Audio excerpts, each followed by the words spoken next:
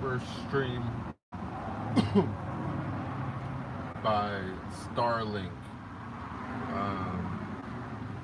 was having some technical difficulties today. It was the weirdest thing. We finally got Starlink, but my surge protector of all things decided to stop working, so yeah, gotta get another surge protector. But we're trying it out on my old iPad, and so far so good. Seems like we got a connection. We're here, we're mobile, we're at the beach, or at least near the ocean, and we're doing streaming things in places we couldn't stream before. So go Starlink. I already did a durability test on the satellite, and A+, it's still working. Anyways, that being said, quick disclaimer, I am not a medical professional. Nothing I say is intended as health advice. I'm not a financial advisor. Nothing I say is a recommendation for investment. Law-abiding citizen. Nothing I say is admission of guilt. And that's my disclaimer. Y'all have some time here. Looks like we got one person finally showing up. Maybe we'll get something going on. We'll see.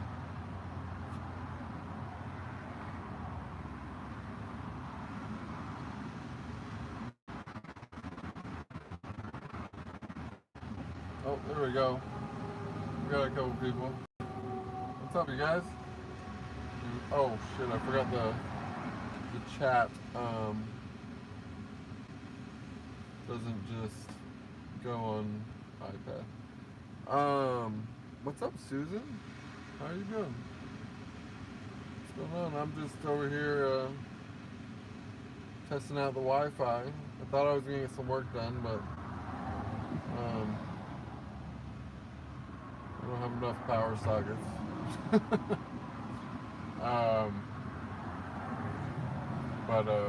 Yeah, instead we're streaming. Got a little ocean action. What are you up to? Franquita! Thank you! Oh yes, I want to give a special thanks to everyone that made this moment possible. This specific moment is brought to you by Franqueta, who made a very nice donation that allowed Starlink to become a reality. Also, I know he's not here, but Ron Nero, who helped me get the generator, which is currently powering the Starlink and whatnot. Thank you to Zana, longtime supporter on my streams. Thank you to Jana, who ran a fundraiser in Czech Republic for me for my trip to India. That was super helpful also. Thank you to Melanie, who was a very generous donator as well. Thank you, Noi, who has helped me in so many ways as well as donating. And there's a few others who donated. 1 second. Don't want to forget anyone. Oh, Jackie St. James, my favorite director. You are amazing. To the anonymous person who left $50 on GoFundMe, thank you. Jacqueline Virgilio, thank you. And Joseph Lancer, thank you. Sorry, I was a little slow on that, everyone. Oh, Julio Liang, I would not forget you. You're a very generous person as well. And you guys have done it. We're on Starlink. Thank you, everybody. Oh yeah, I know Jackie St. James. Jackie St. James is like, it's like family. It's family level.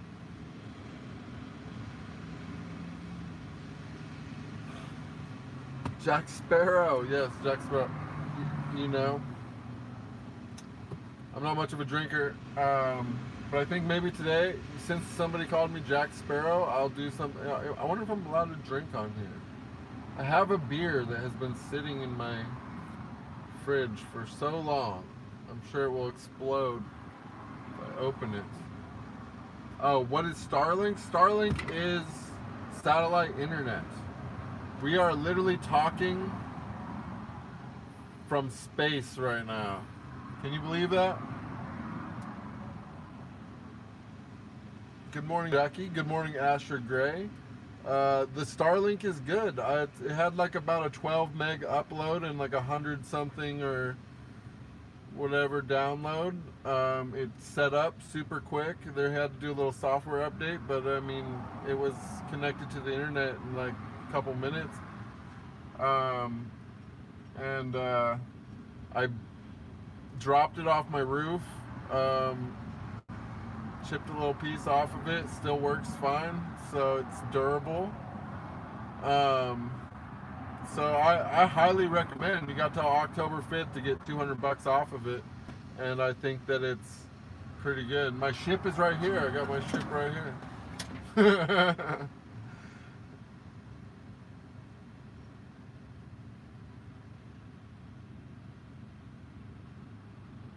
I have a paper bag. Do I have a paper bag? I don't know. Don't do any drinks. People get shadow banned and other social media. Okay. Gotcha. I won't do drinks. I don't really want to drink anyways. Oh, that's what the paper bag is. Yeah. Honestly, you guys, I don't even like to drink. You know, I thought that I did. Maybe enough to have like one beer, but I don't even like one beer really. I tried it out twice. I bought a 4-pack and it's been taking me like months to drink it.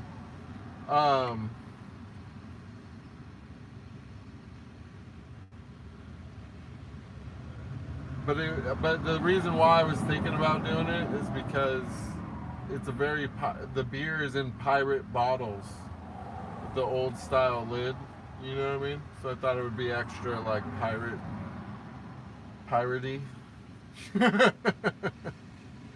I'm doing good. How are you guys doing? I'm welcome, Al. What's going on, backyard country boy? Napkins.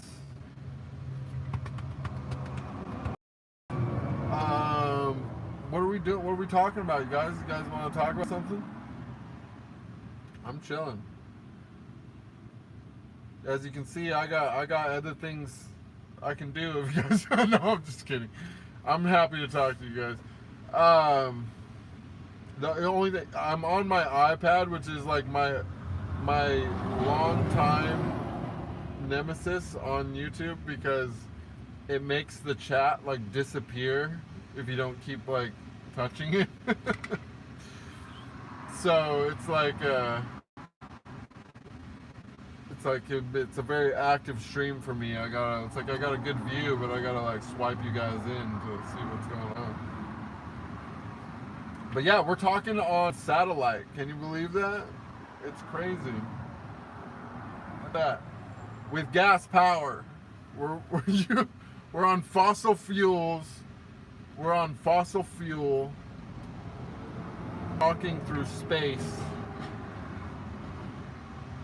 Wirelessly on my iPad that is connected by Wi-Fi. Oh man.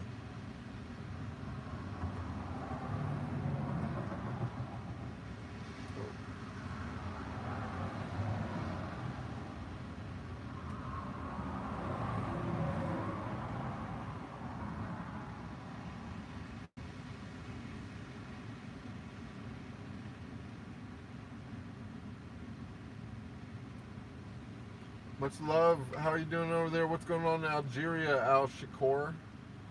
Let me see. Sorry, guys. So you got some spam in the chat. I'm trying to... What's going on, DeMarcus? I never met Momoa, but I would... He's still my brother anyways. You guys are you're all my brothers. Even the spam guy, if it's a real person, it might be a weird bot that just loves piss.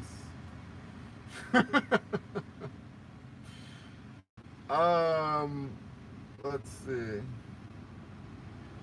Yeah, I'm chilling. I'm chilling. I am chilling. I was gonna be working. I thought that this was gonna be my office for the day, you guys, but fucking surge protector. Can you believe it? For all these years, it decided today was the day. It was like, no more. It was like, I will protect all your items, but I will not protect your Starlink satellite system. Like, this is too much. It's like, I don't condone this activity. They're like, work is for home.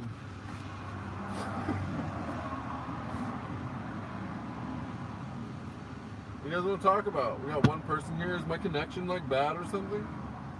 What happened? I guess there's no one to answer. What's going on? What happened? It's you. Is the connection okay, Al?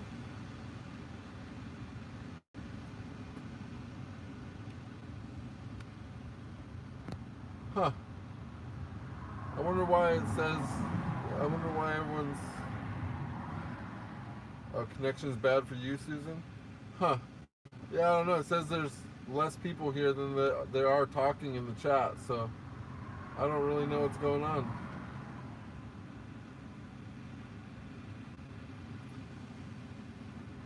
If my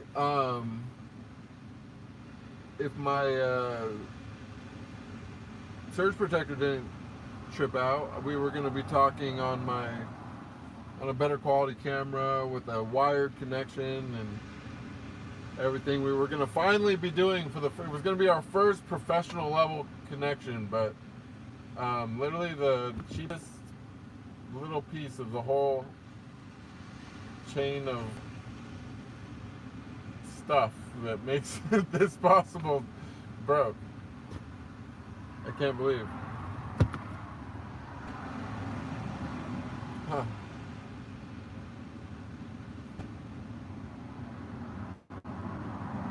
Do I stay? Well, you know, I would like to be away from here, but this is sadly like the closest place to where I can try to liquidate my storage from that is passable for me. But there's definitely a place I'd rather be an hour north of here. And I think as it progresses into winter, I probably would you know, head to warmer territory. But right now, I mean, this is pretty much as good as it gets, you know what I mean? Susan looks like a vegan. I love you, Susan. Are you a vegan? I mean, it's only offensive if he's wrong. I'm just kidding. You guys are funny. No pile driver. Yeah, exactly. We're not at the whims of corporate America that's like building shit next to Starbucks on the beach. They're just like, yeah, you know, maybe we'll have another Starbucks on top of this Starbucks. That way, more people can buy Starbucks at one time. It'll be awesome.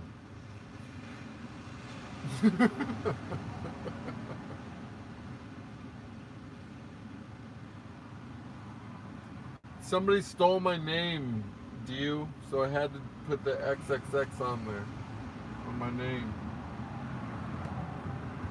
They were like, oh, that's a great name. I'm going to hurry up and try to be that guy. But it was just, I was too overwhelming.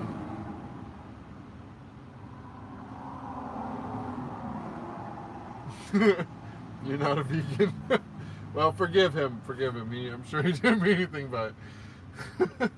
I don't know. What's the topic today? What do you guys want to talk about? I'm just Starlinking it up, dude. You guys, I didn't really plan for a topic because, like, today the topic is the ocean.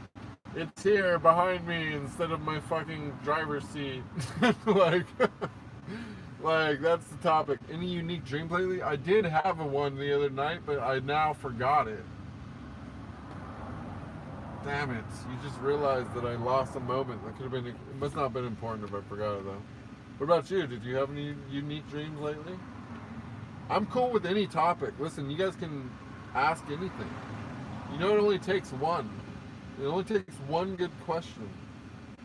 Anyone read the Bible? I haven't read it in a long time, but I read it twice. A long time ago when I was like limited in options. Didn't really have a lot of options to read. Had a Bible and a Reader's Digest. I read the Reader's Digest more times than the Bible, to be honest, but it was a shorter read. You know what I mean? Probably read the Reader's Digest 4 or 5 times, but Bible twice.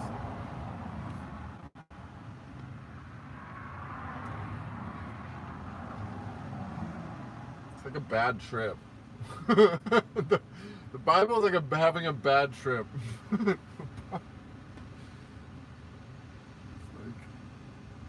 Anyway, sorry. That was just me.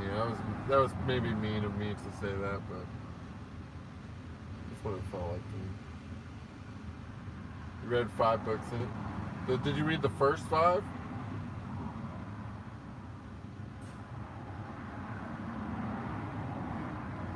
Susan dreamt she shit her pants last night. What does that mean? I don't know. That's fucked up. I don't know. I'd be wondering as well. I'd be also wondering what that meant. Maybe it just, I mean, maybe it means, I don't know. Maybe your body's talking to you. Skipped around a bit. Okay, I was gonna say, because if you read the first 5, then that's, I think, basically the Torah, is it? But since you didn't do the first 5,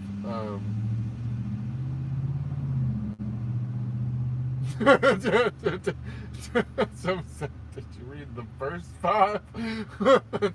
Well, there's a difference, you know what I'm saying? The first 5 is a very specific set.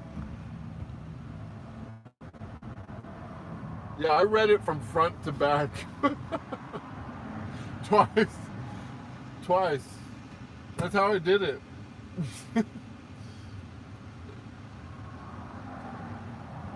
It gets I was locked up. I didn't have Yeah, I was like, that was horrible. Let me do it again. Didn't have shit else to do.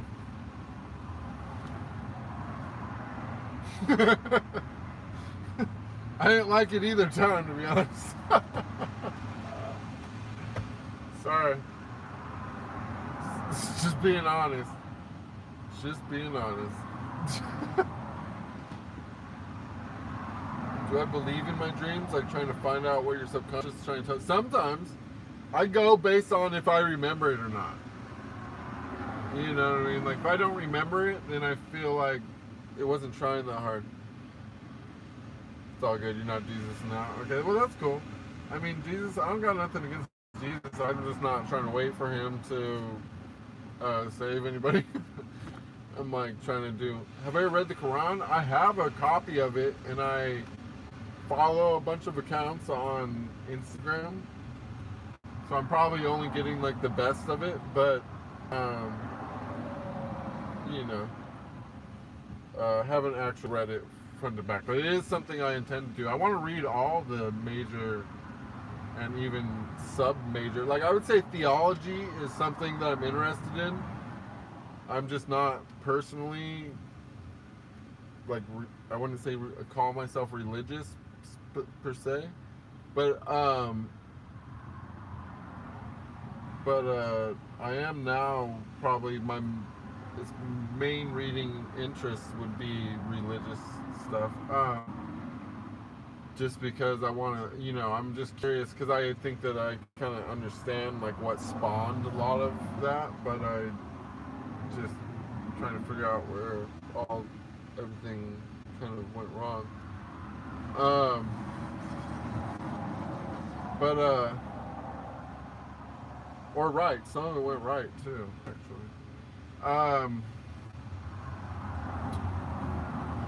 But the what else do I read? I don't know. I used to read fantasy fiction novels when I was had a bigger selection to read. I used to like that. I read like all of the Wheel of Time. I read all of the Sword of Truth. I read all of the what was all of the Game of Thrones stuff at the time, and I used to read like just so much of that kind of stuff. I read a lot of the classics too. I used to like. Actually, I can't say I liked a lot of Stephen King, but I would say that both The Stand and the Dark Tower series were pretty fucking good. And also there was one that was similar to The Stand. It was called The Swan Song. That was another good fiction novel. Pillars of the Earth. That series was really good. Ken Follett. Yeah, I used to read a lot of fiction and stuff when I was trying to get my mind out of whatever, but now I'm just kind of, I guess, I feel like there are things like, yeah, religion's interesting. It's just, you have to have like a certain mindset to like read it and actually be interested in it, I guess. Let's see. Jackie's reading the Bible, but the crown is next. Study all religions. Yeah, I think that'll be interesting. It's oh, I read the Lord of the Rings and the Hobbit, all that too. If I could be celebrity star, what would I be? Like actor, singer, dancer, athlete, TV show host? Is writer a celebrity? Can you be a celebrity star? Let's see. Celebrity star. What are my options again? I'm just gonna pick from the ones you said. I would be an actor.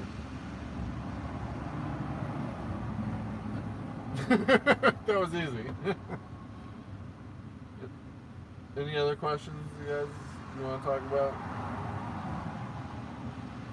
Stephen King is a celebrity. Yeah, I know, but fuck. They fucked up when they gave him Twitter. They should have never let him talk. It's just like ruined it for me. No, it's fine. I'm actually happy. I'm glad that I got to read the Dark Tower and the Stand before I ever seen Stephen King on Twitter. I'm thankful for that. It would have ruined it for me. I would have never been able to do it.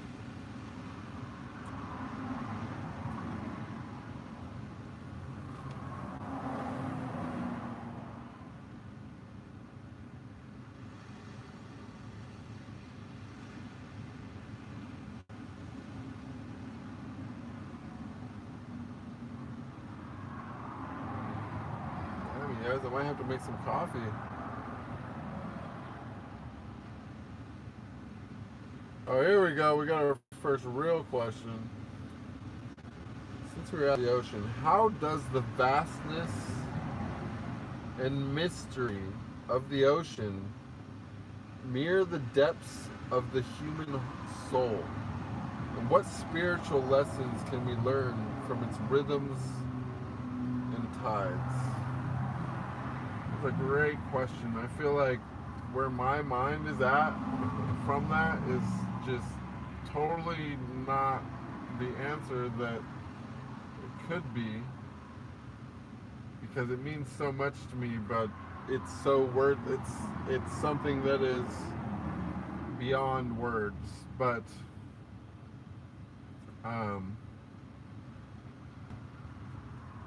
you know, when I had my last greatest, most emotional moments, when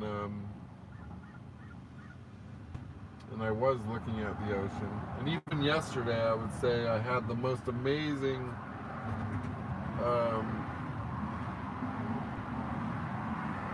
moving meditation again on the ocean. It wasn't quite like the one that I'm talking about before, but the tide was down yesterday, and I was running, on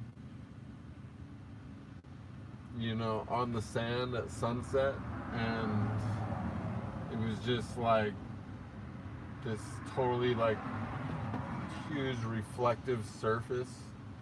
It was just like, and the waves were just like barely coming in, like it was just like water was like this thin when it was like coming in.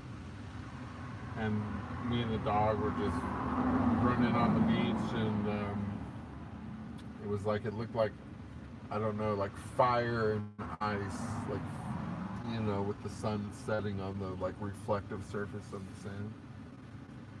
And I was just running and thinking about, I was looking at like the different textures and all the different things that was created just in this one little like canvas of nature. It's like all the way down to like the patterns in the sand of the different colors of sand. Like this sand down here has like white and red kind of, but so it makes these like white and red, stripes and patterns, and it's all so incredibly beautiful that it can't even be random or just a fact. It can't even be just my mind perceiving in that as beauty. It's just this absolutely perfect thing, and that's all over the place. You can find so many different angles of that. It's the art of the universe, and it's not just at the beach. You can get a telescope and just look out in basically any direction. Eventually, you're going to find some amazing thing to look at, right? Like the whole universe is just this massive,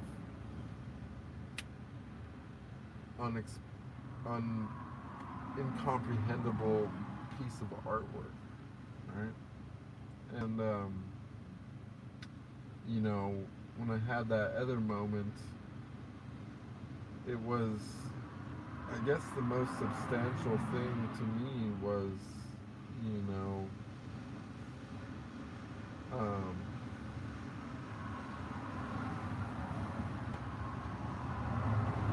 how feminine it is, the ocean. But it represents, obviously it's fearsome as well, what I mean? But it shows like the strength in that which is soft, it highlights, that reoccurring Daoist philosophy of the soft overcoming the hard.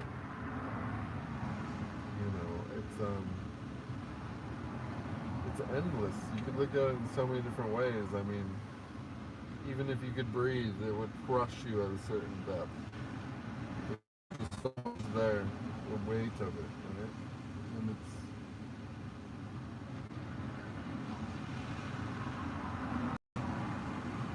yeah. You can also think of it as like the concept of dimensions. You know, like look at life here. On the surface, there's the ocean. But imagine the life of any sea creature. You know what the scope of the scope of perception. Imagine, you know, what that life would be like. Imagine the life of an insect, of an ant. You know, ants are an amazing example. You know, most people will kill them without even thinking, batting an eye. But these creatures are completely social. They form these huge colonies. They store food. Some of them farm. They literally cut leaves and bring them back to their nests to grow fungus that is a breed of mushroom that no human knows how to grow. Like there's ants literally doing that. They bury their dead. They mourn their dead. You know, think about the world from their point of view. What are you to their point of view? You know, a bird, a fish, an ant, a fly, maybe something you don't like, something you think is gross, a rat, a rodent. Imagine the world from its point of view. Do you think that these things don't love? You think they don't have consciousness? Like, you know, I think it's important to realize the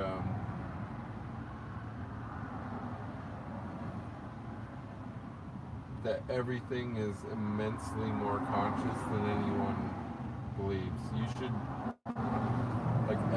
like everything wants to live. Like nothing, like everything is curious about life. Everything, you know, loves. Uh, and you know, if you one thing that for sure, if you did nothing else, if you did nothing else spiritually, you never sat down and closed your eyes to meditate, you never, you know, fasted, you never did anything like that. You know what I'm saying? But you sat all day and thought about how conscious every single thing, every life form, even the non-living things, if you sat and thought about that as deep as you possibly could, you know what I'm saying? It would be an uncomfortable experience because you would end up like me, where you would feel shame for basically every meal that you eat, no matter what it is, regardless of if it's an animal or a plant. Um, you know, and the only way that you would, you know, come to grasp, you know, with that is that it actually is all part of yourself. You know what I'm saying? That that would be enough for you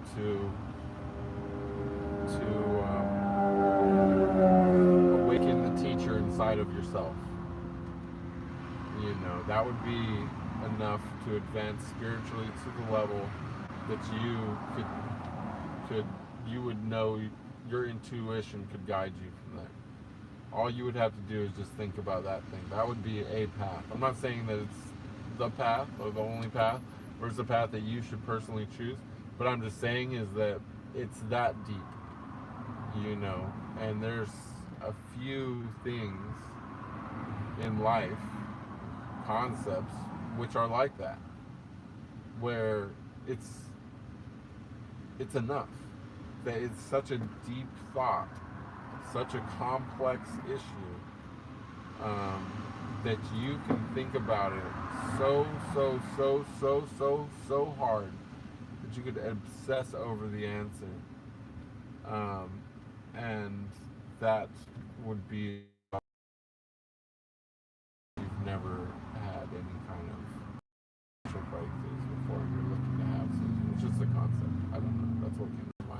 gonna go to the chat. Like I kind of got off on. Let's see.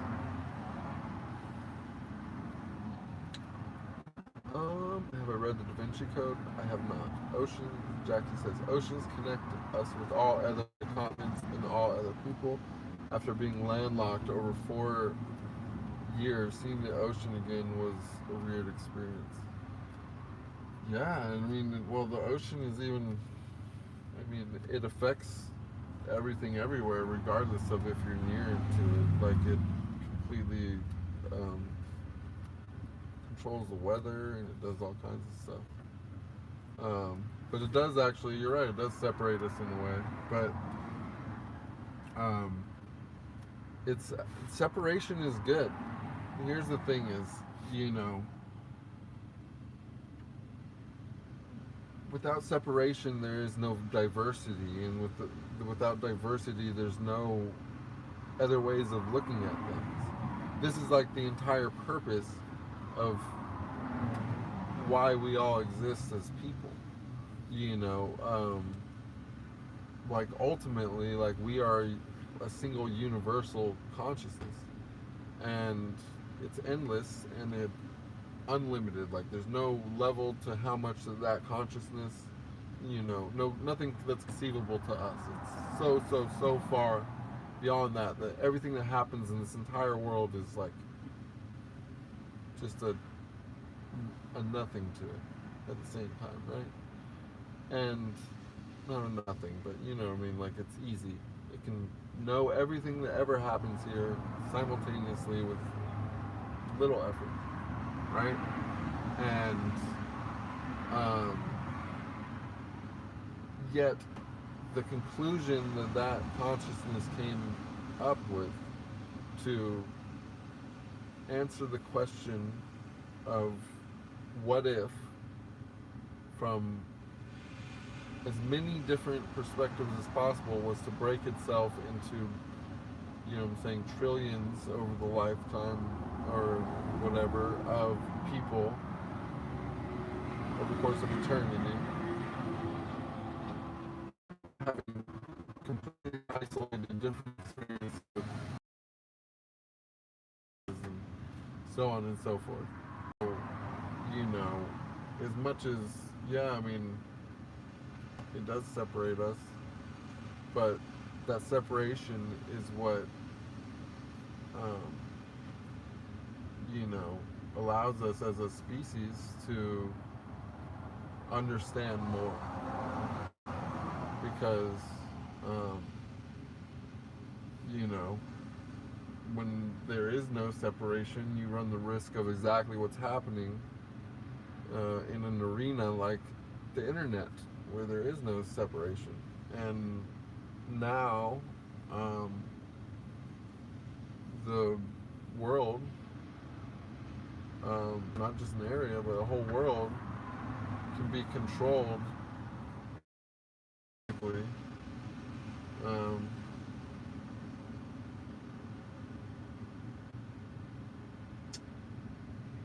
because there's, you know, no separation of thought. Everyone's getting the same content and seeing the same things, you know. So it's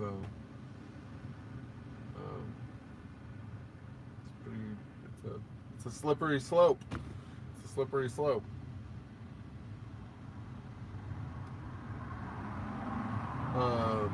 Jesse J, good to see you. It's been so long. Thank you for coming to say hi.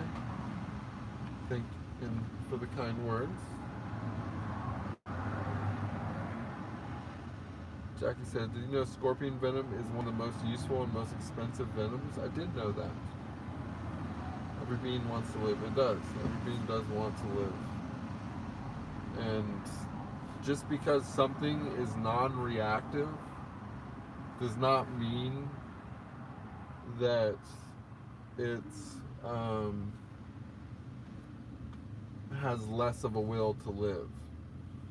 You know, it just has a different understanding of life. You know, like it doesn't understand why anything would want to kill it, because it it's a way of living. It integrate itself into everything to where it's a crucial part of it, and without it, everything, it's part of the system. Do you know what I'm saying? Like if you remove humans from the world, everything, all the animals, all the plants, everything's gonna flourish. It's gonna go do amazing, right? But if we remove plants from the earth, everything's gonna die. Do you know what I'm saying? So the plant doesn't understand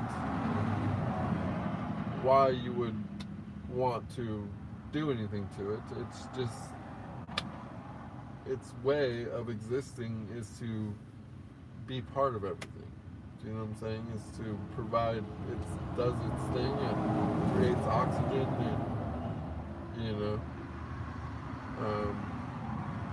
it's part of the system of balance. You know, it's a part of the, you know, food chain, and yeah, everything is, I guess.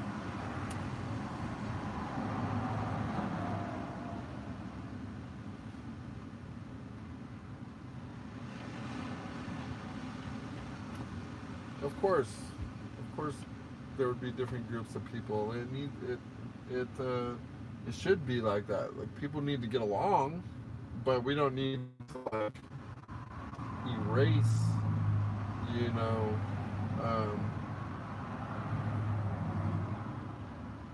you know, what what there is. You know.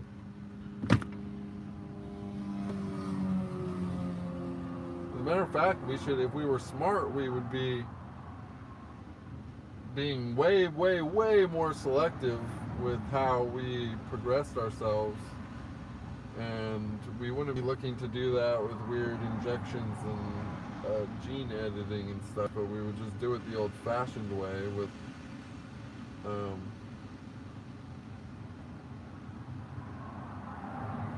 being a lot more selective with our breeding habits. But I don't know, that's a slippery slope as well.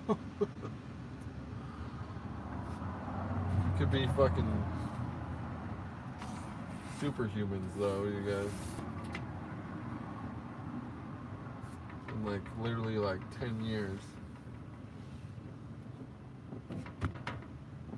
Well, not 10.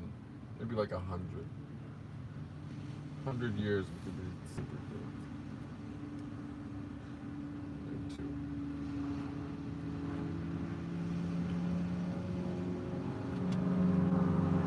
But who knows, man? We'd probably fuck it up. End up with some weird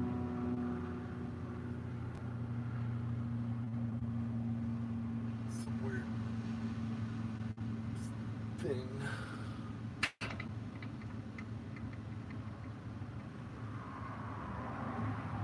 But I feel like Aquaman. I'm about to go in the ocean right now. The stream's going a little slow, you guys. Thank you for the really good question, though. For Kenta, I don't know if that was a good answer, or if it wasn't even an answer specific to it, but I think that the ocean, I don't know, it means a lot, like to me, like personally, but it's just something I can't put into words. It's like no matter what, if something's bothering me or whatever, I can literally just go in there and it's done. It's over. I'm back. It's like a total refresh. I don't know. It'd be hard to be away from it at this point. It doesn't need to be that specific one, but I just feel like something about that. But maybe it's just any water, I guess. Rivers are interesting as well.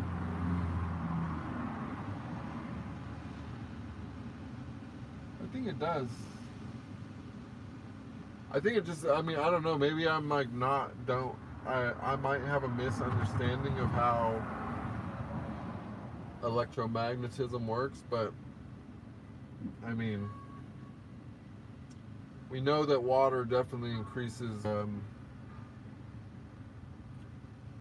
electrical conductivity, and I'm not exactly sure. I think that salt, though, might actually increase resistance with electrical stuff. Might be right or not. It does do something to it. So I don't know if also too, just like being in like salt water has some kind of interesting, some kind of balancing effect on your body or whatever. But I feel like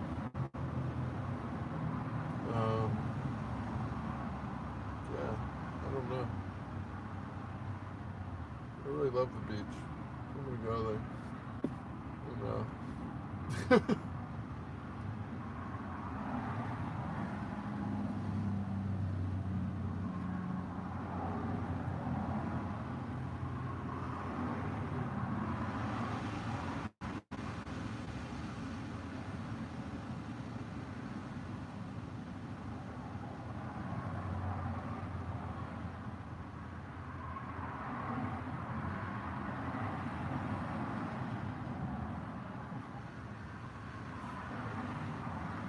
Maybe we should just do a meditation right now.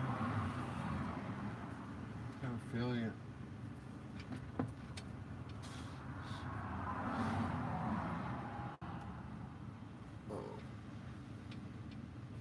Batteries here. Good thing I got my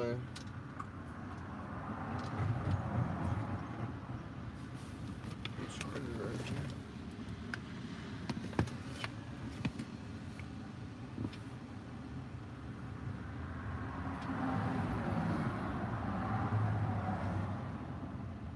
What's up, Noy?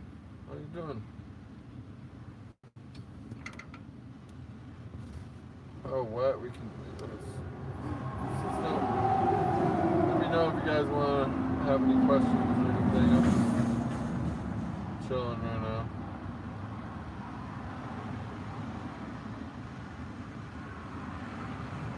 Ooh, I like the 8mm. I like that documentary.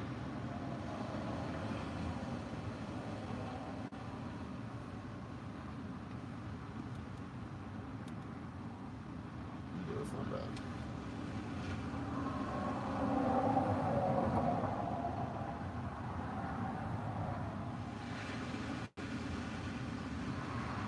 What do you guys think? Should we do a filter? That's so stupid.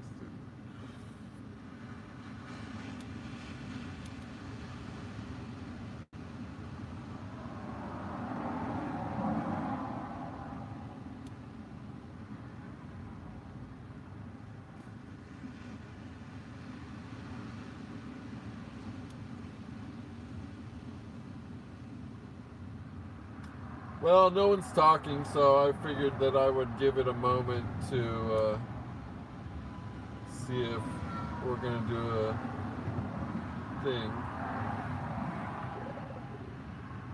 A stream or not. But I'm still happy. I'm happy nonetheless. Today is a good day. I'm going to have to go get a surge protector so I can do some other stuff, but yeah.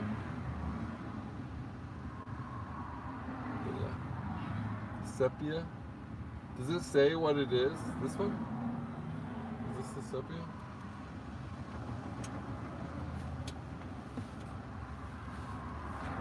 Not bad, right? It's like being, you know, back in the day.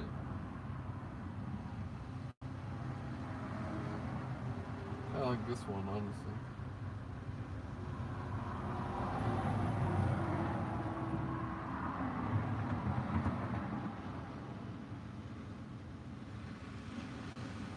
Glamour. Do I look more glamorous with this one, you guys? Does this seem more glamoury? How about this one? Does this one feel like a dream? You just know? Do we feel like we're out of dream? You don't feel like you're dreaming?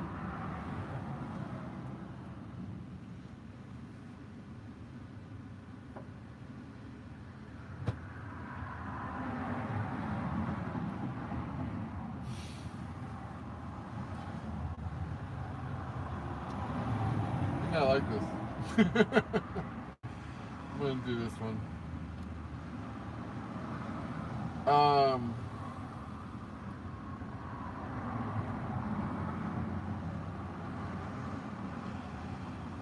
Tripping out over here, guys. I kind of want to make some coffee. Is that bad? I'm having a struggle, you guys, if with the coffee thing. I think I'm addicted to it again.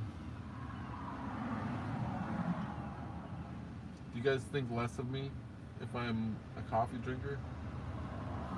Even if I know that it inhibits my my growth. Does it make me a bad whatever I'm doing?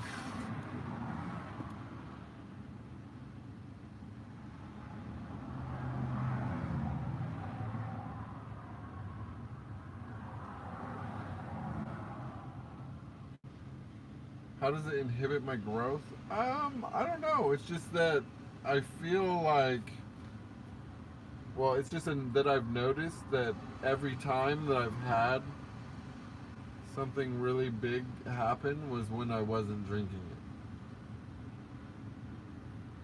But part of me is wondering if it's not necessarily the not drinking it, but sometimes I actually wonder if it actually is like the withdrawal like helps trigger something. You know what I mean? Like maybe you have to drink it and then quit. Maybe thing. That's how deep I go into it. How do I like my coffee? Well, I'll show you. No, I'm just kidding. With some cream and sugar, a little half and half, and some maple, not sugar, but maple syrup. Little maple love.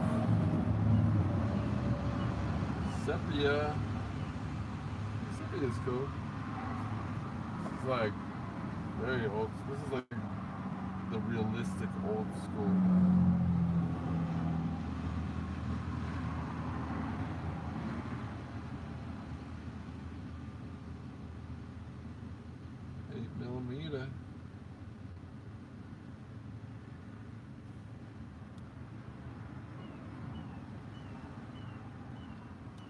I feel like I like my personal eyes, like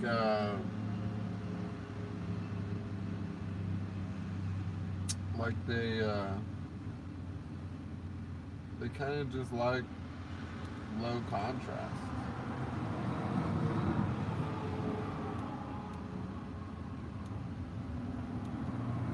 I don't know about full on black and white, but that's high contrast.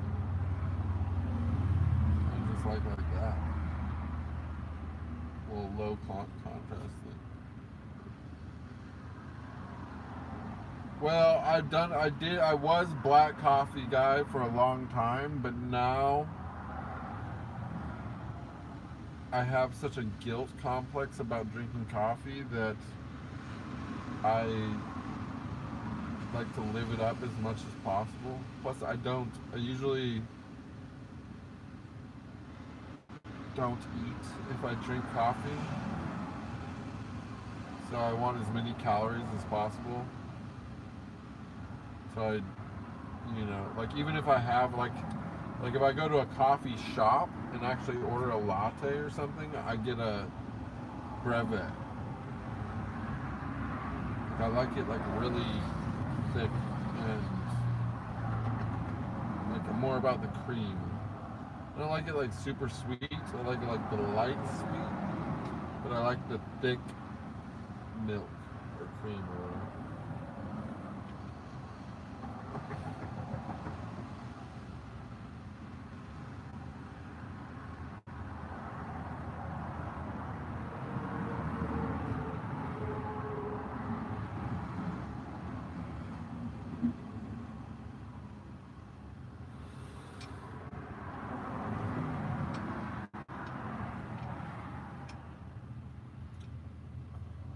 Do you guys feel like the camera quality on the iPad is like way worse than the phone that I usually use?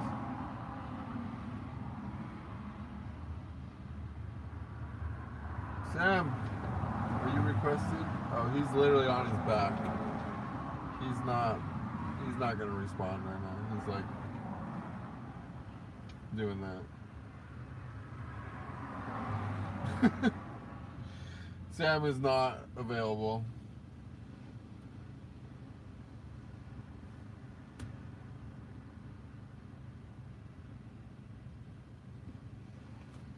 How do I close this thing? I don't know. How do I get it back? Oh, there it is.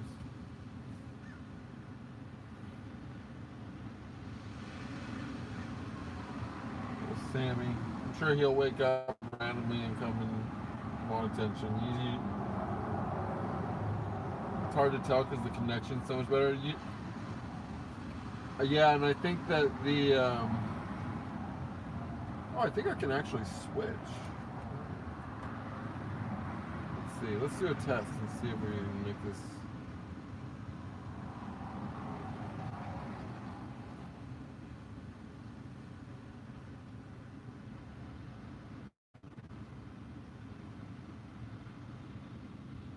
I wonder what happens if I switch.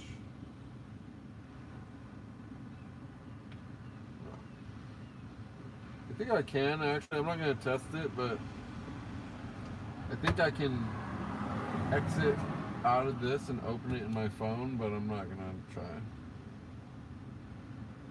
But for sure, I feel like, you know, I think that it automatically also too like revs down or up the quality based upon how good the connection is. So,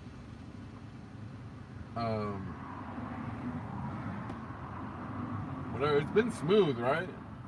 Like I feel like it's been smooth. It hasn't. I mean, I don't know. I think it's been good. I think it's good. I think we're good. We're activated. It wasn't as big as I thought it. I mean, it looked. The box is huge, but it was like the satellite itself is like pretty big. I think you could still put it in a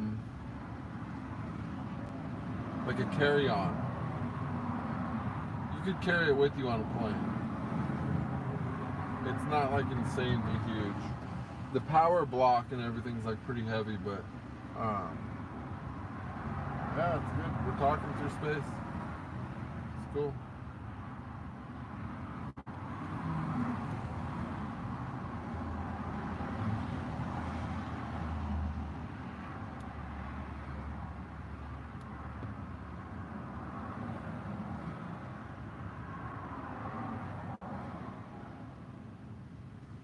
I'm kind of tempted to make a coffee. Why? Maybe have a kombucha or something. I don't know. Let me check. 1 second, guys. Oh, thank you, Noi.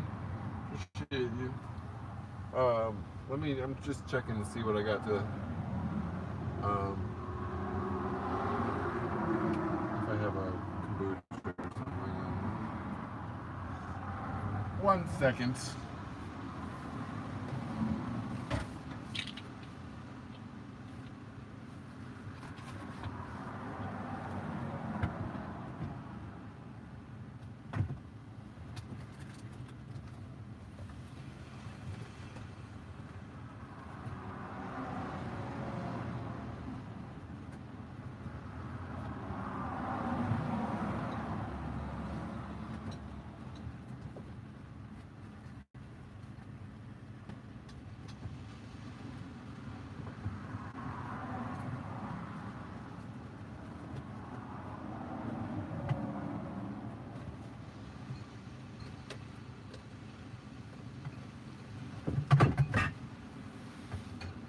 I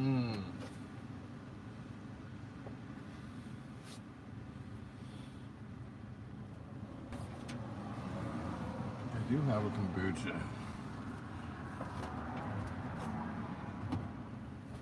I feel like kombucha is better in a insulated cup, though. What you guys think?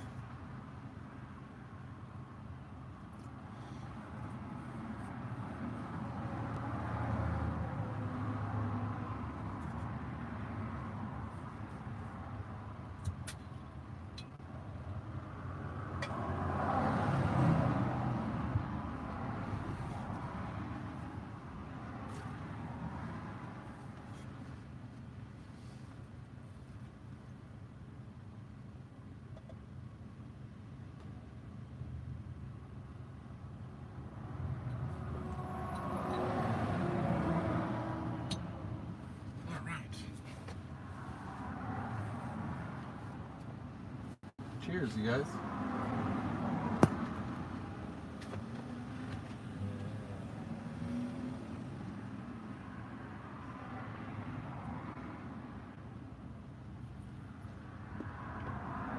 Did I meditate today?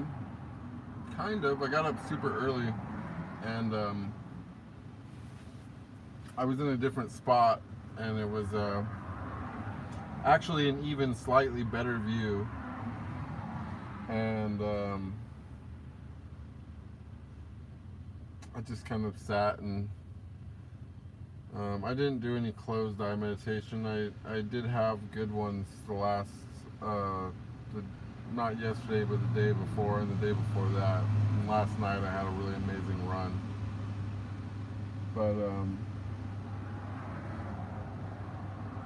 you know, I've noticed, and I just want to say that there's no reason. I'm not like saying, like, I think the quiet meditation is like totally 100% necessary for progress of like getting control of certain energies and stuff, but all my best experiences have been with my eyes open. Oh, and the one that I didn't really finish talking about earlier regarding the ocean question. You know, I was staring at the ocean when I realized, you know, when I had that whole thing, and like the major like thing was, I was looking at it, I realized it was Shakti. You know, I realized that it was that in itself, that the earth itself, which, you know, obviously the I don't know, it's the highlighting feature is the ocean.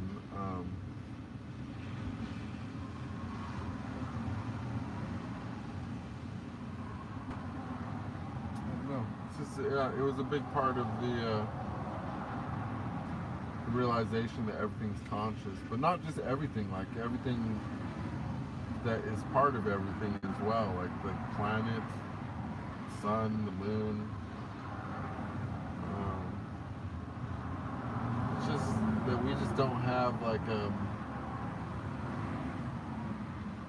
you know, as humans, we've convinced ourselves, I don't know if it's by accident or on purpose, but there's been a major effort to convince us that, you know, something would have to be biological to be conscious. But I mean, I think that it's obvious that we're on our way already, and not that I think this is a good thing or a smart thing, but just a thing that is happening, to where we're merging with machines. And we're doing this AI stuff, and that we're becoming, you know, we're basically playing God in a completely different way than what they always said playing God. They always, you know, acted like biology experiments and genetic experiments and all that was playing God, but playing God is really when you're playing with consciousness, you know, and that's what they shouldn't, I feel like they shouldn't be doing, because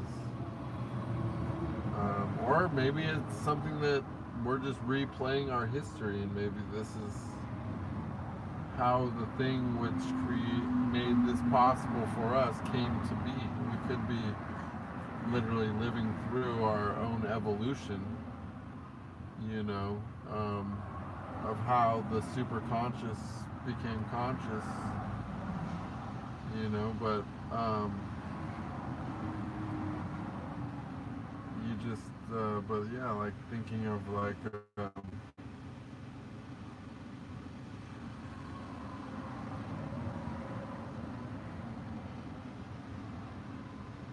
yeah, it's just that consciousness just doesn't come from a biological thing. It's not something that comes from the body, so that's why it exists in everything, not just things that are animated, you know. And realistically, what what planet or anything like that is not animated. It is all they also are. You know, it's just that it.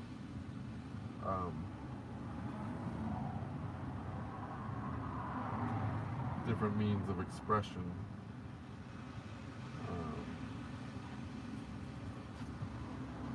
You know, like you could pretty much look at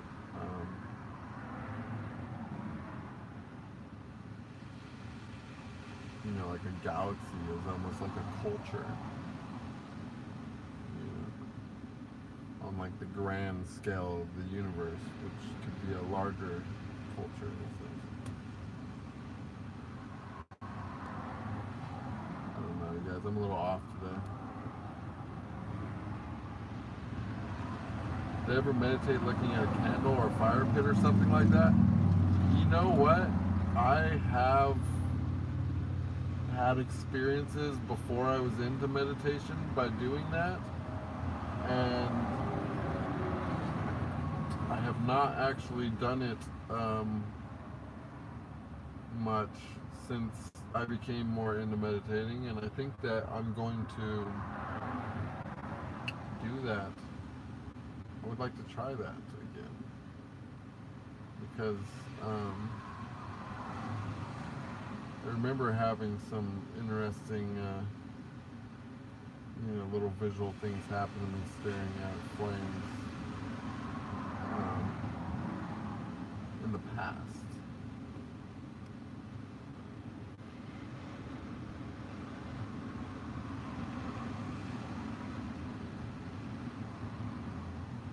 Oh, Jackie had a similar experience. She never meditated looking in the fire, but there was definitely nights by the fire that felt enhanced or hypnotized by it.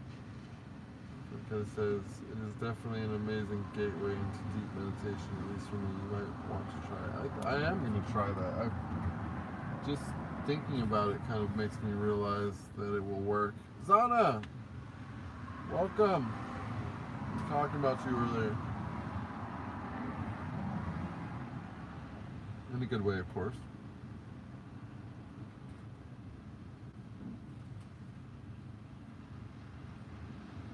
You are here. We're talking by satellite. Let me fill you. That's bringing you up to speed.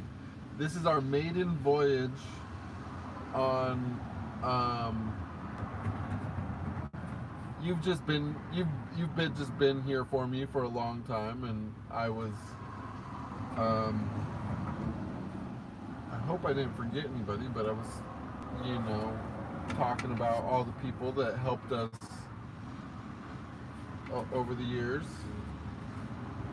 and stuff, and you know, this yeah, you know, the old crew, the new crew, we're it's just all a crew. It's all one life. We're building our little tribe one day at a time, and yeah, we're on Starlink. We're activated. It's a big day, and I just got the notification that my inverter just arrived. So yeah, we're almost ready to go. We're gonna be able to go stealth soon as well. I wonder.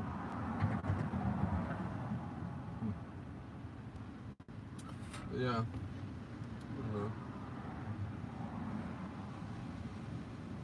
Yeah, it's crazy, right? Luxury, I mean, it's high tech. We're high tech. We're talking satellite. Wild. I'm reactivated. I got no more excuses to just do nothing, because suddenly I have so much stuff I can be doing that I'm like way behind on.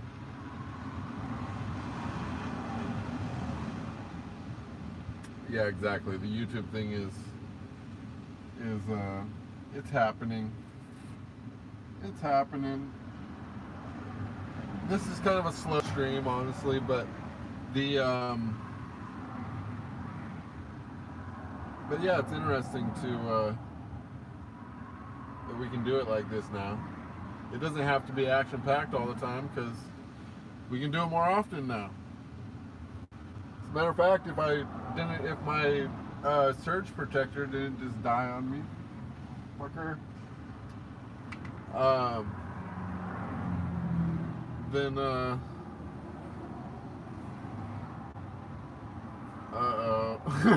true.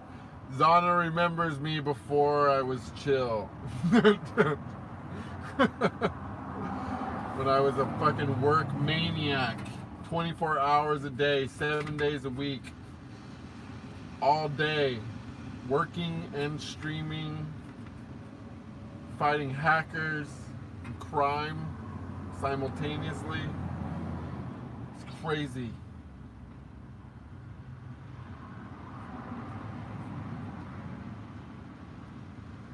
You're the only one left from that crew, I think, though, Zana. Yeah, the no sleeping days.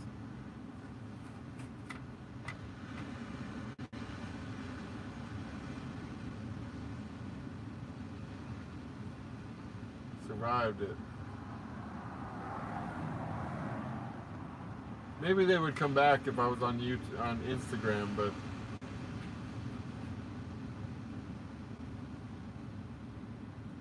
oh, you don't have the hammock skills? You would get used to it. You would get better, trust me. If it was your only place to chill, yeah, Live Me, that's funny. Is Live Me TikTok? Is that the same company? Do we know? Is that what happened to Live Me? Like, it turned into like a weird rogue, like, Westworld thing, and then, like, you've got the hammock skills down? Yeah, it's, you know, I actually have like a little bungee cord on one side of this to like stabilize it a little bit though, because yeah, it helps a lot. But yeah, I can like go deeper into the hammock.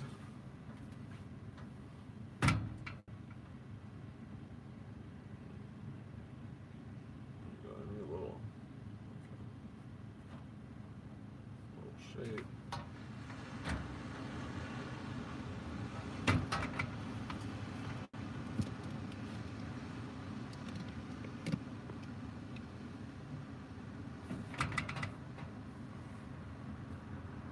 Yeah, we're oceaning.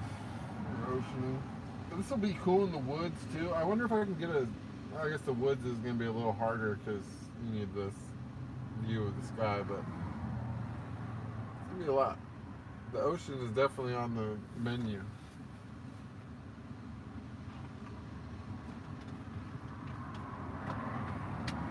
Uh-oh. Live Me is TikTok now. Interesting.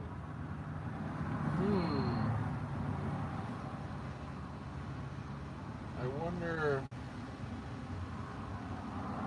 Well, we'll see what happens with these shorts. We're going to put them everywhere. We're going to put them everywhere.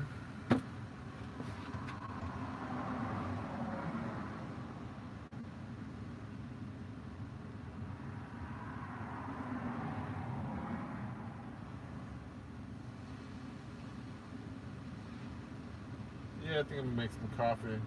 This is not doing it for me. I'll have one more sip of this before I pull it up.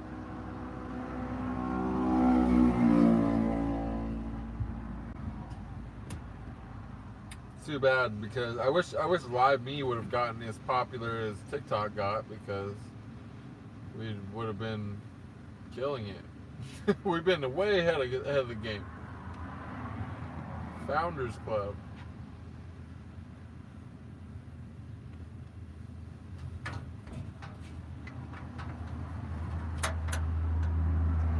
Do I have a French press over here? Yeah, I do.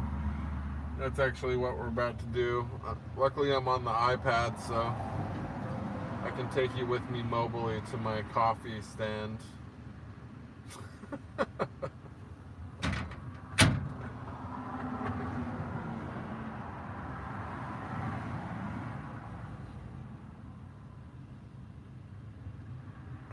Yeah. One person's fancy is another person's ghetto, but it's cool.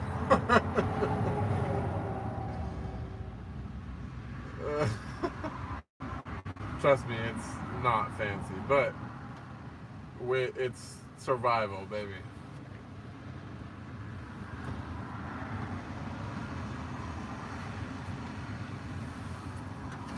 Oh.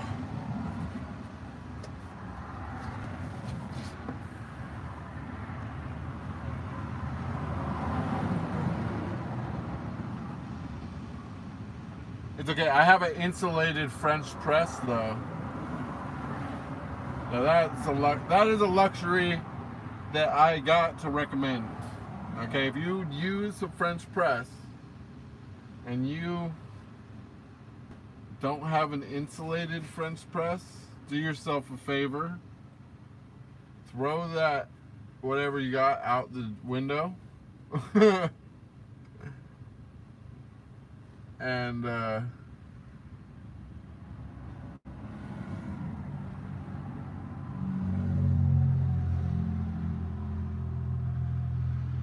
oh yeah, because I mean, I don't know about you, but like, have you ever had a hot second coffee from a regular French press, like with the regular normal one that everyone uses? I never did. I never once had a hot cup of coffee twice in a row. Like, the second one is always piss warm.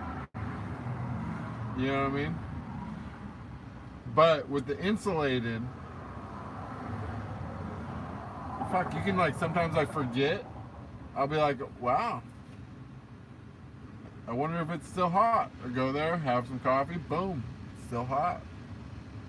Can't believe it. It's amazing. I know. I'm telling you. What's even better is that it's metal. So if you're in like a situation where like me, where everything glass that you have breaks eventually, it's good to have the metal one as well. It's like a hardcore piece of equipment. I actually made MacGyver. I actually made a hybrid one though. I took the insert out of the glass one because it was solid metal, and then I put that onto the other lid. So now I have a solid stainless steel construction with no plastic, because the one that came with the insulated one had like a plastic thing on the end. So this is actually yeah, this is a custom job, custom coffee creator. The question is the lukewarm coffee better than no coffee at all? You know what? That's not a question at all.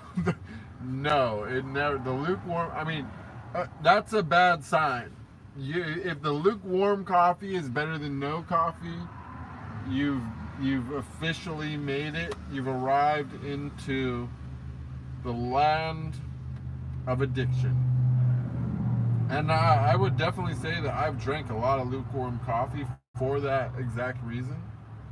Luckily, I don't think that I've regressed that far right at this moment.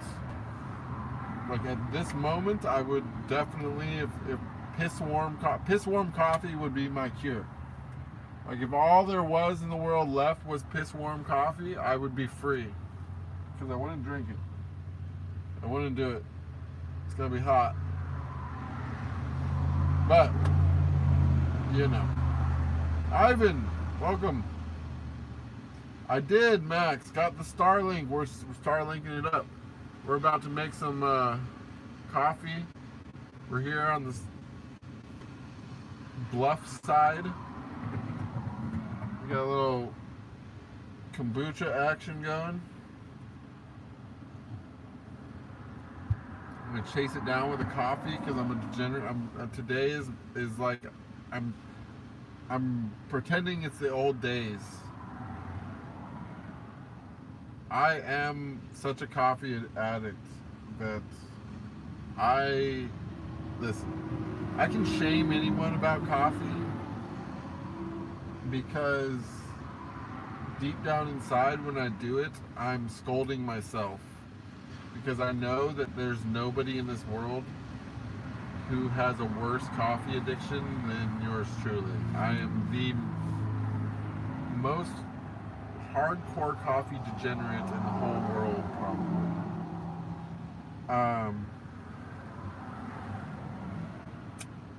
So, just saying. Nothing good about that at all, but it just is what it is. Kahlua and coffee? Hell yeah, try Kahlua and coffee. Oh man, Bailey's and cream? Shit. You want to have a fucking stream? I'll go 2 weeks without nothing, and we'll have some Bailey's and cream. We'll just go wild. Fucking talk about stuff. I'll read the terms and conditions right before we start, just to make sure that I can walk the line. It'll be good.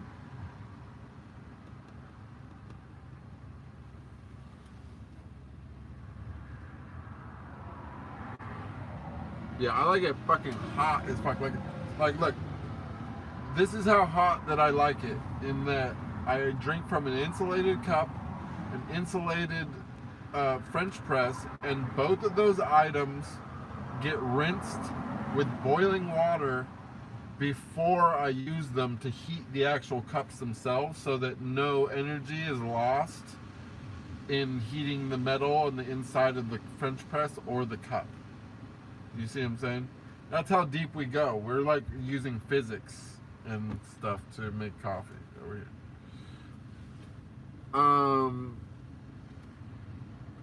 Any good beans? Okay, so yes, the organic coffee bean is a problem, or finding it is a problem. But not in California. We got Sprouts. Sprouts is like the go-to place for organic coffee if you have a Sprouts in your area. They sell it in bulk, and they got a huge selection.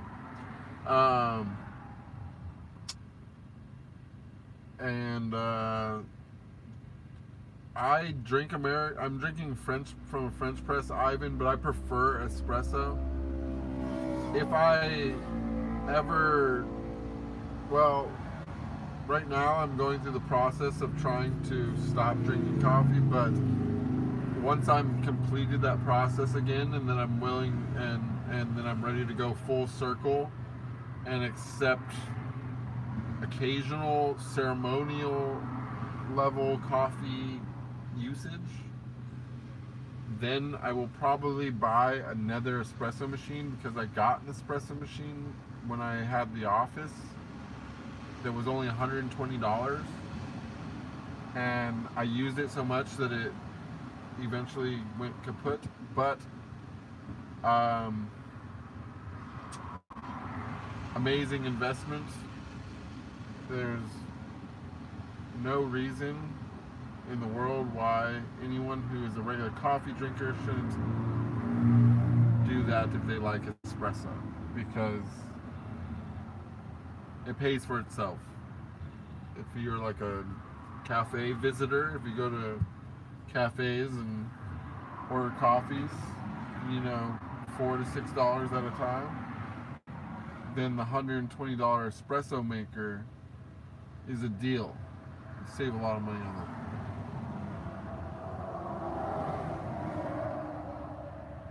Espresso just hits you harder. Like, you just don't get, the mocha. Yeah, I seen a cool mocha pot that makes a real espresso. It does a pressurized, it reaches 10 bars or something like that. I'm interested in that, because I'm sure it works real good, real fast on the propane. But I feel like espresso gets you way more, like, as far as my ears just started ringing.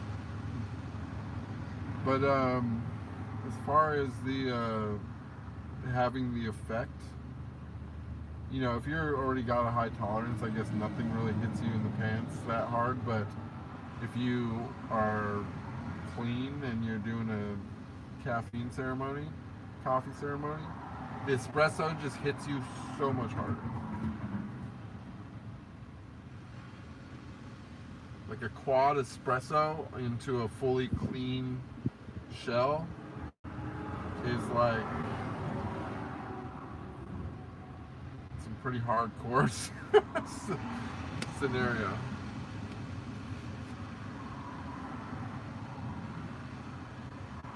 Yeah, the espresso is tastier as well, I would say. Also, especially because I really, as I mentioned earlier, I like the milk. Like, I really like the cream. Like, I like to make it not a latte, but a breve, like with half and half. So it's like nice and thick. Ooh, I love that.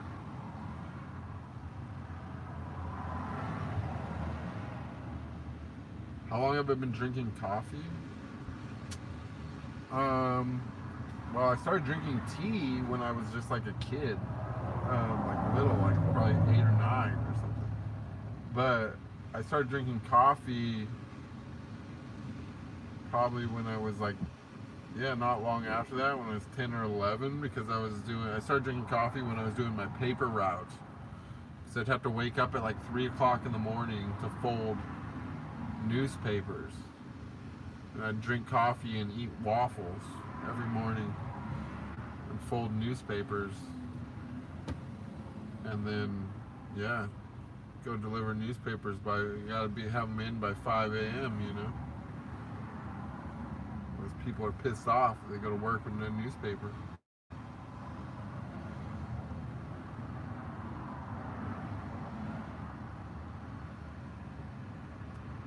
The thing that hits the hardest is Turkish coffee. You can smell it. I've actually had that before, and you're right. Turkish coffee is like super, super, super crazy.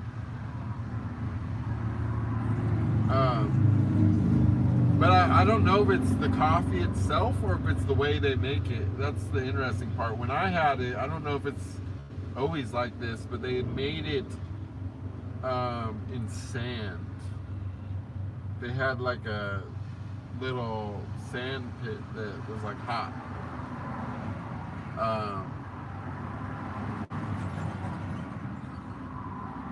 But yeah, they made it, and it was like a little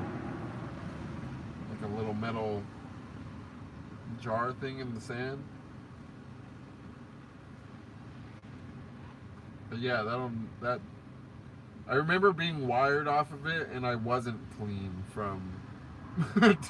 I was drinking coffee all the time, and I was still wired. So I know that's a true story about the Turkish coffee. The organic. Do I do any type of diet when I'm not fasting? I mean, I only eat organic. I try to.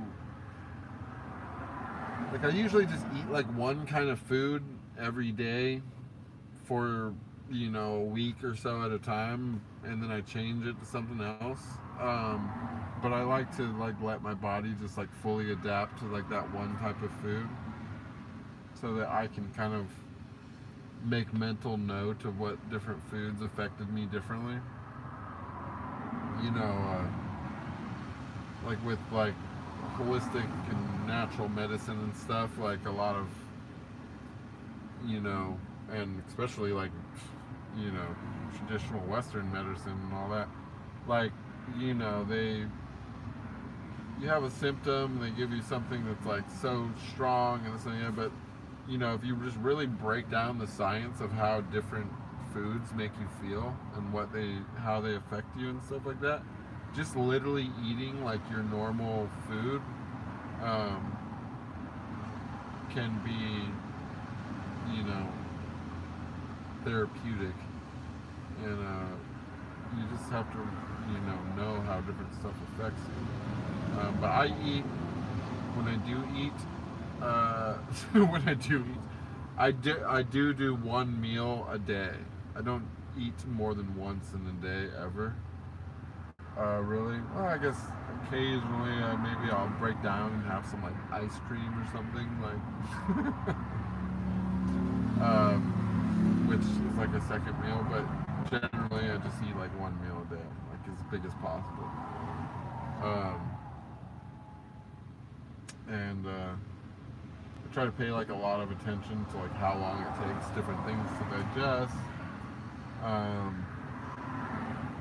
And you know, sometimes I'm vegetarian and sometimes I'm carnivore. I just kind of go based on what I'm feeling, you know, like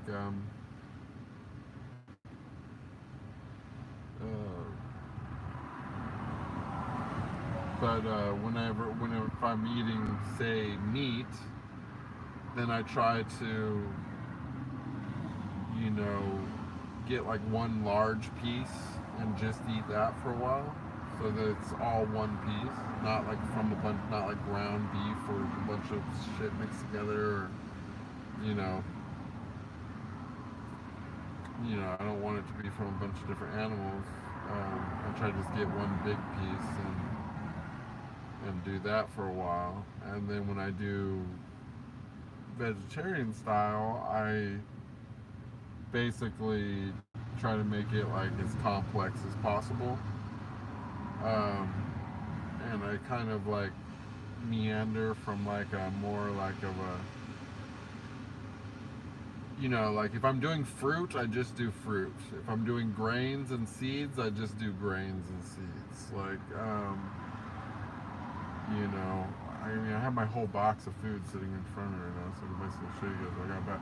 Like right now in front of me in my box, I have all organic, you know, farro, chia seeds, oatmeal, hemp hearts, rice, beans, ghee, spices,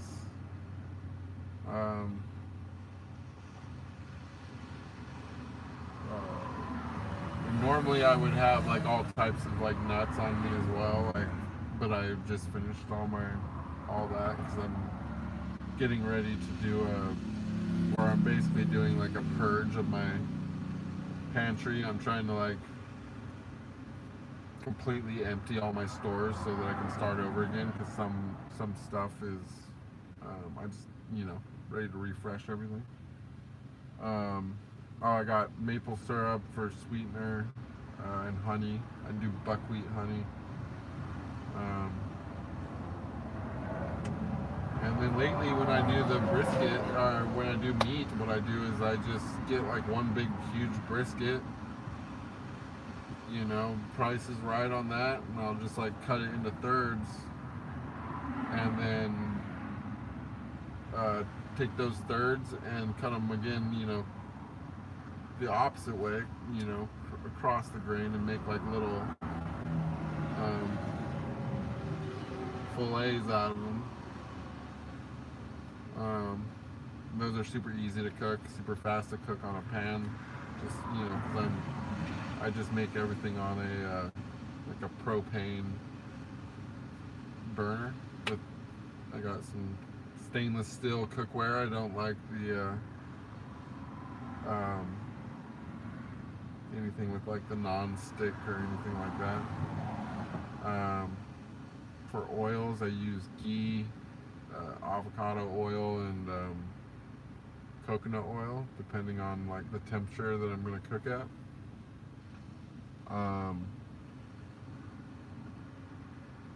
And I don't really limit myself in spices at all. I'll pretty much use any spice. I'm not like scared of that. I mean, I do kind of limit. I mean, I used to. I love garlic and onions. I try to kind of limit it now. But you know, sometimes I'll splurge and buy an onion. I keep a little pasta also on deck. Oh, I got peanut powder and things like that too. I'm like super into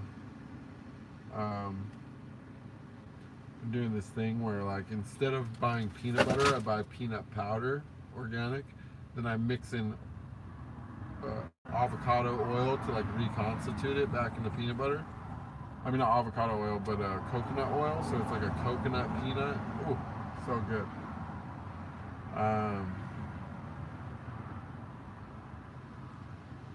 yeah, and then I do a lot of, I buy them as I go, but one of my favorite snacks, or sometimes really not snacks, sometimes actually usually I just make it a whole meal, but, is I'll just buy a bunch of avocados and like a tub of hummus. Usually I'll sprinkle some feta cheese or something on there, and I pop out the centers and put hummus and a little cheese on there. Those are super yummy, easy, don't need any cooking or anything. Most of my stuff is like, like it's like right now, like all that stuff's all dry. Like it'll keep forever. I don't have to worry about wasting room in the ice chest.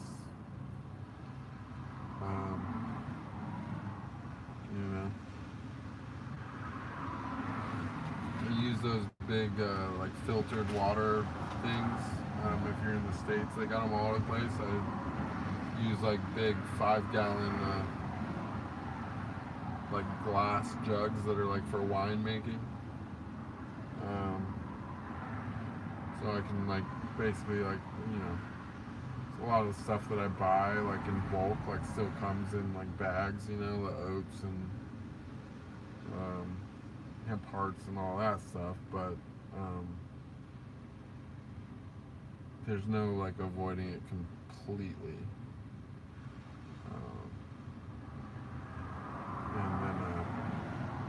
And then my ideal, like what I'm trying to get myself to, I'm not there yet, but I sometimes am there for a little while, is I want to do every other day fasting.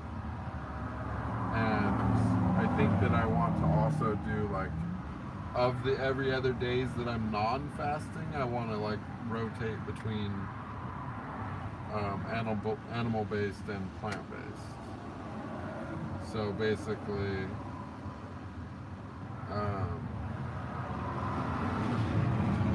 yeah, that's kind of like my targeted diet. But there's like something, you got, when it comes to fasting, like it's really important to highlight like training for fasting. Like it's not like the kind of thing that, okay, you could just knuckle up and do a fast, but if you tried to do it like often, you would eventually kind of like break down a little bit if you weren't like built up to it. But if you've done some like longer ones, those prepare you to do like regular short ones, to where your body gets, basically when you do the longer one, your body gets more efficient, you know what I mean, to where it's like you're getting 100 miles to the gallon instead of 30 miles to the gallon or 20 miles to the gallon or whatever. So you train yourself with these longer ones, and then you can dial back and do like regular short ones all the time, because that's what you really ultimately want, is that you want to always be, you basically want to always be in a state, in a fasted state, but you want to do that without like losing your strength or your body, and so that, at least this is my theory, is of what I want, is that I want to be basically the majority of the time fasted, but I'm trying to do that without losing my physical strength, what I'm saying? Which is like it sounds harder than it really is, because like if I go and eat like a huge brisket right now, like I'll see like weight and muscle like appear on me within the next like couple days, just because my body's hungry for it, like so even if I don't work out or anything, it's like it'll just it'll assimilate, because I'm basically in a calorie deficient state like all the time. Let's see. You ever tried to feed brisket raw to Sam or cooked? I sear it for him, but I do feed him raw meat sometimes. But he likes it. He prefers it.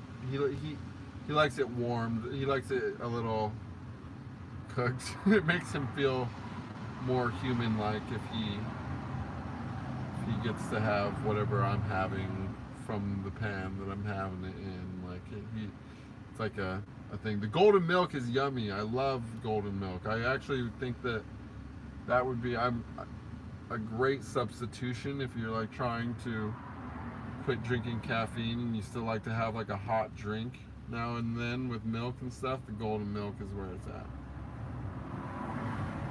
Do I know what brand my avocado oil? I do love Spectrum Organic Sunflower Oil. It is a Soviet Union thing. Sometimes you use safflower oil.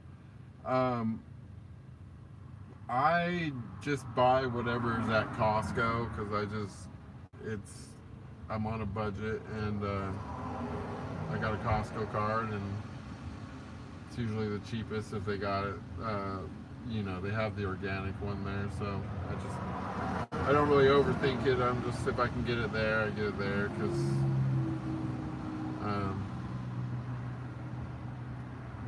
yeah, I don't know. I usually go there or Whole Foods or Sprouts. Or there's a grocery store I really like called Bristol Farms in LA, but they only have them in LA.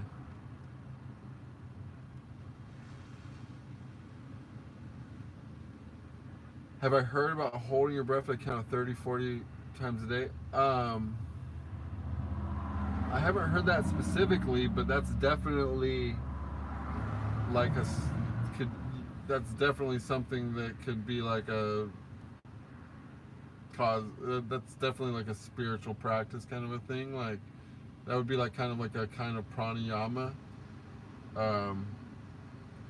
And what can happen there is like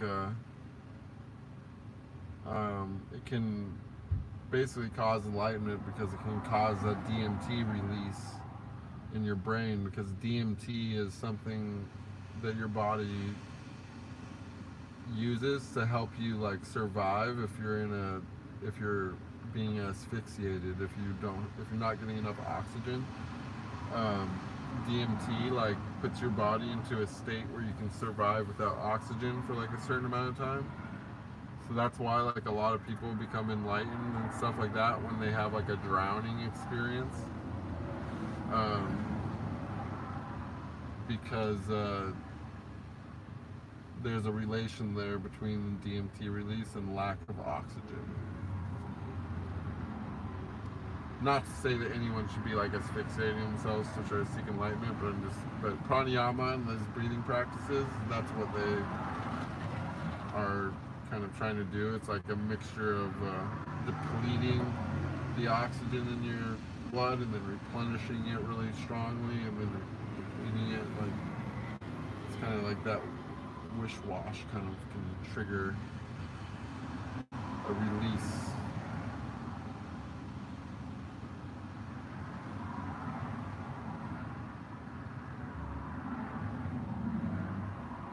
Basically, couldn't know if I'm really gonna prefer cinnamon for spice. Yeah, sometimes I do cinnamon milk when I'm not drinking coffee. That's like one of my little. Oh, I wish I could have some coffee drinks, so I'm just gonna have some cinnamon milk.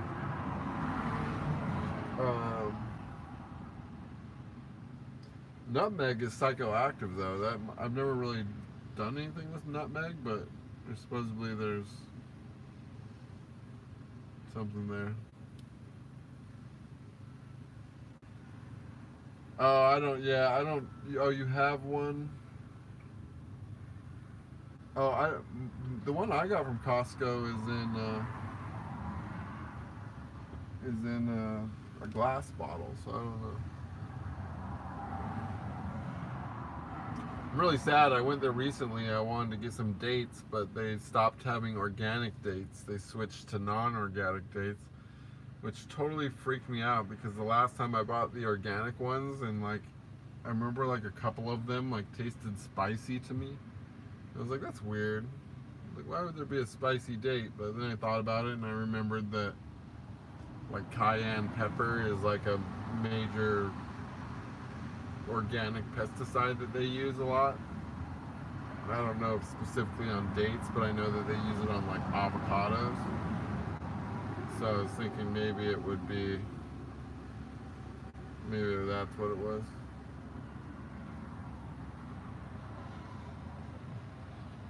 Oh, the avocado in Costco is considered one of the things. Well, that's good. That's good. I hope the one with the glass bottle is too. Cinnamon on your plants. Keeps fungus and oh yeah. You know what works good on that for that too is like it's some tobacco. If you mix a little tobacco in the topsoil of your plant stuff, it's super good for like a natural. Whatchamacallit? Yeah, spicy dates are scary, right? What do you guys think? Should we make some coffee? You want to see my ghetto coffee setup? No, it's okay. You don't have to see it. You just have to see the coffee.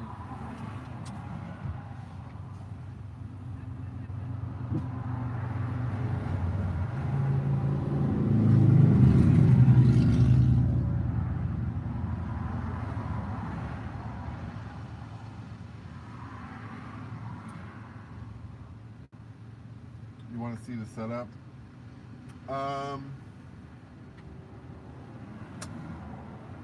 Yeah. I don't know. I know I'm not that undercover, but I'm gonna stay. I'm gonna hold on to whatever degree of undercover I have left.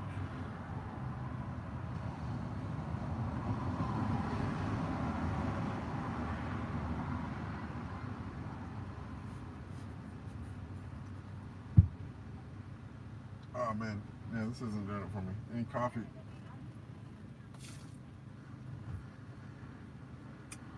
Hate to waste it, but I just can't do it.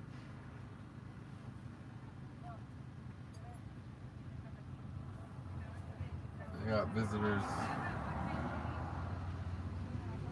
from España.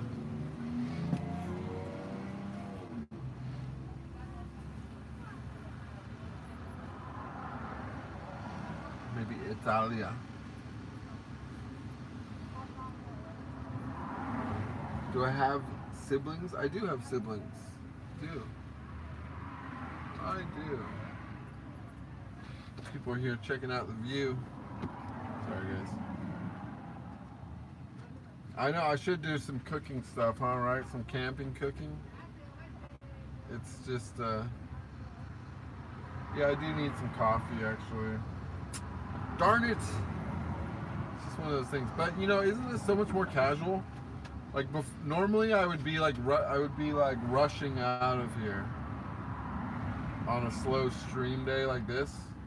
I'd be like, yeah, this is slow. We'll just call it. Just because I wouldn't want to be sitting in my car. But since I can be laying in my hammock now, chilling with the ocean, breathing clean air, there's like no rush, you know? We can just hang out, you never know. Our best question yet, our ultimate answer, who knows, maybe I'll have a fucking weird moment right here on camera at some point. Go out of body and start freaking out, choking on my tongue like usual. I'm just kidding.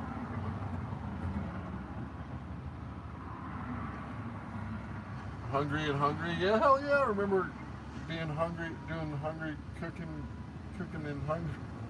I don't think I ever cooked anything like very good in Hungary when I was there. If I remember right, it was, I don't know, it was like schnicken and cheese. Well, schnicken. I remember eating a lot of schnicken. Schnicken was a big hit at the Hungarian house. Gotta have some schnicken. The egg incident. Oh, I don't even remember. I can only imagine.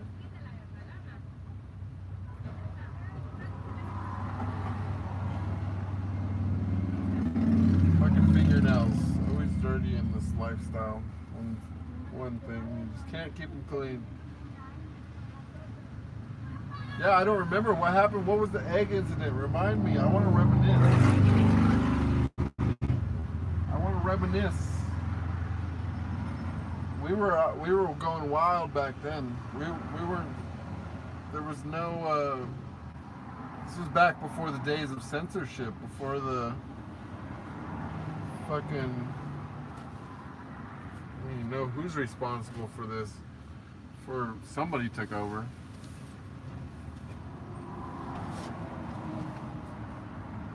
Oh, a baby chick? Ah. Yeah. Schnicken? I was probably making schnicken omelets or something like that. We ate a lot of schnicken over there. The schnicken was like our main thing. Ah.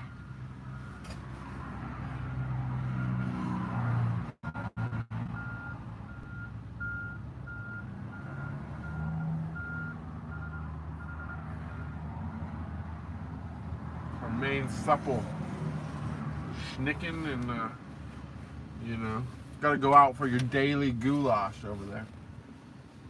It's important. Oh.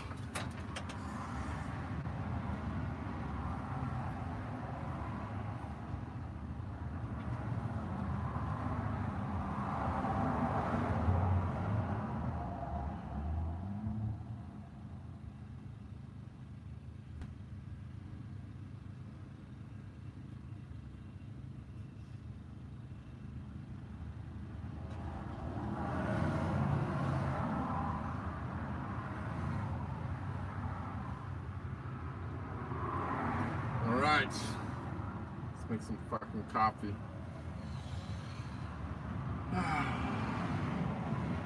You guys enjoy the view for a second. I'll be right back.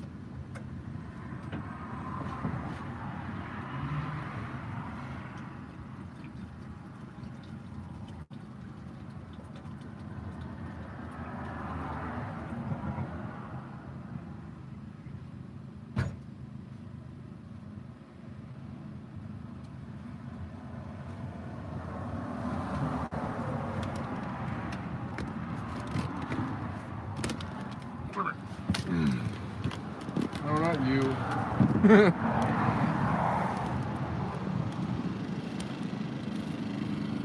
Oh.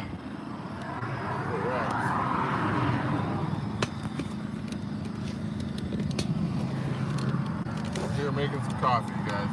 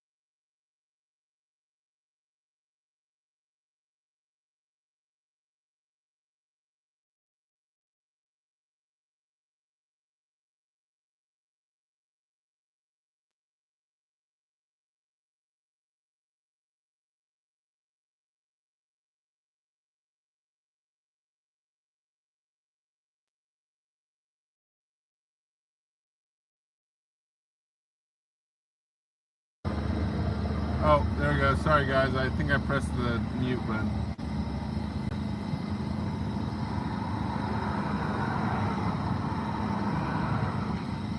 I accidentally muted you guys.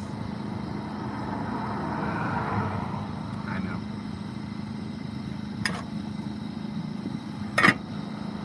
Smart.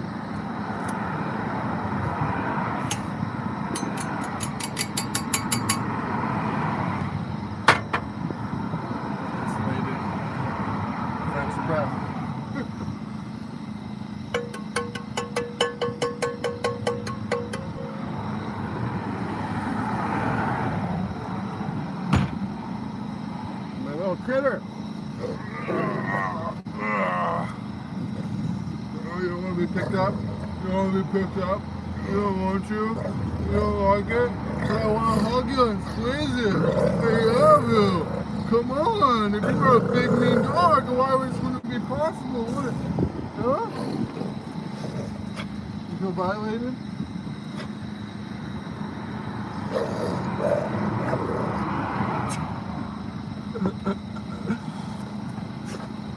What? What?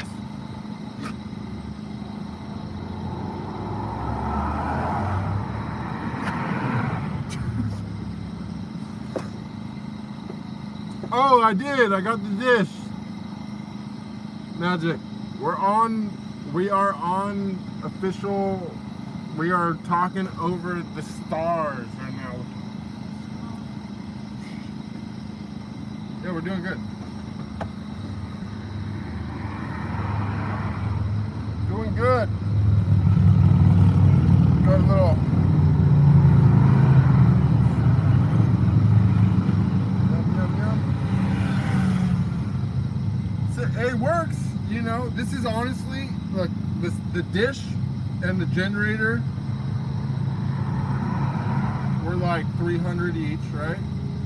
The service itself for Starlink's expensive. The electric ice chest is like $130. But aside from that, everything is like, I mean, it's, if you got a van, you could totally survive everything you need for, you know what I'm saying, less than $1,000. Or probably around $1,000 in a van. You could make it happen.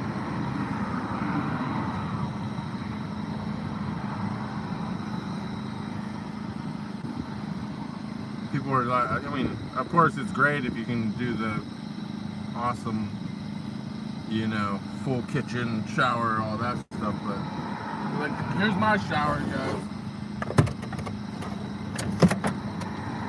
$35 on Amazon. Thumbs up. Works great for doing the dishes as well.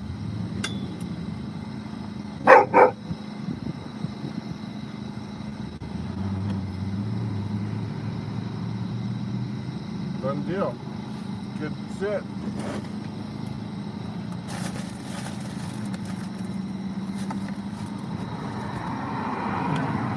Organic Guatemalan coffee.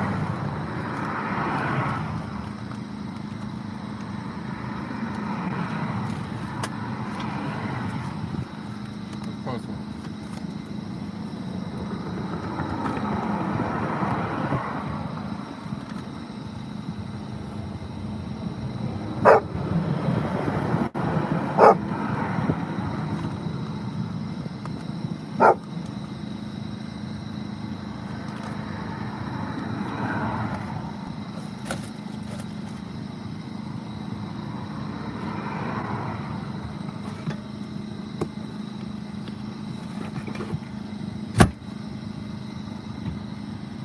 Half and half.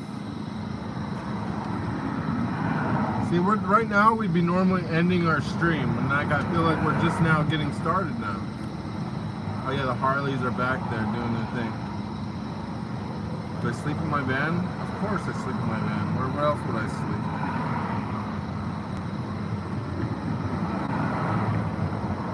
Got a twin size bed.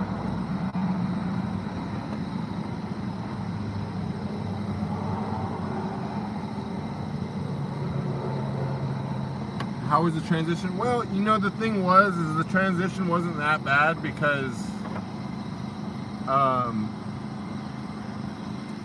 did it in like a weird way, you know. I just initially I had like a big giant office, like a huge, had like a 6-room like commercial space, and I had my studio and everything there, and I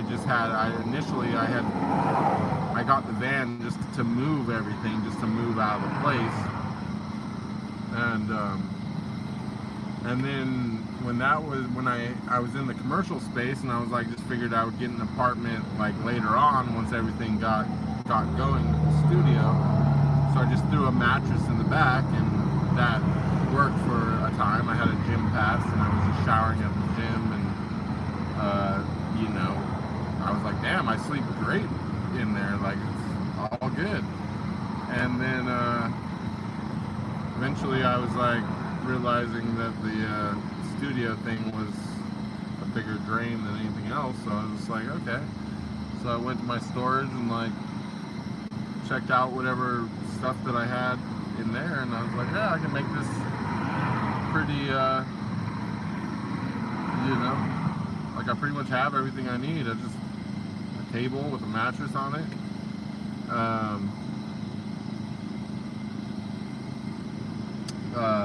a bunch of plastic bins to like keep everything organized, and electric ice chests since ice is not the thing, and generator. Now we just got Starlink thanks to Franquetta, and we're like fully activated. Like this YouTube thing can go. I might even like now it's like, you know, I'll tell you what, the whole Pan American Highway thing sounds a lot more tempting for sure, or even just doing like I don't know. There's a lot more on the table now with the internet. That's for sure. But yeah, I for work I just have like my computer is just mounted on the wall, and I can literally just, you know, just lay in my hammock, and I just fold back my mattress and it turns into a desk, and I got my hammock and my desk. I got a chair. Yeah, exactly. Like once I get rid of my storages, like I'm totally free. I wish I had 4-wheel drive, you know, but if I was gonna plan this ahead, because I definitely could have got 4-wheel drive for what this van costs, but I would recommend probably doing 4-wheel drive. I really honestly like I mean, I'm a fucking weirdo. I'm like such a minimalist. Like that's why like I'm not like, you know, I'm just doing this so simple.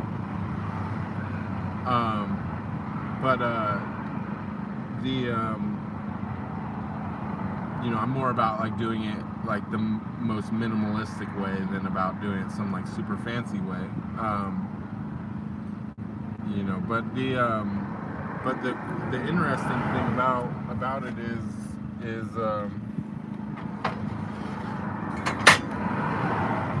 one second.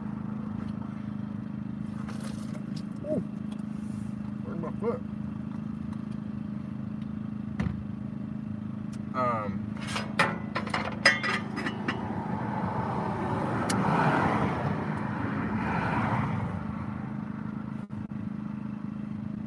Yeah, I don't know. It works. It works. You know, now I have a little awning that I'm gonna pick up when I'm in Vegas that I think will be like a major good addition, so that you can have some like shade out the side or whatever. But yeah, I got a whole, you know, whatever I need now. And if you're at the beach too, like right now, like you know, when you're at the beach, like they got showers like actually at the beach, so you don't even have to bother with the pump up shower when you're hanging out in certain spots. But if you like to work out too, you know, you just I did the gym pass thing for a year. and that worked fine. It's also motivation to like go to the gym because you're like, well, fuck, I might as well.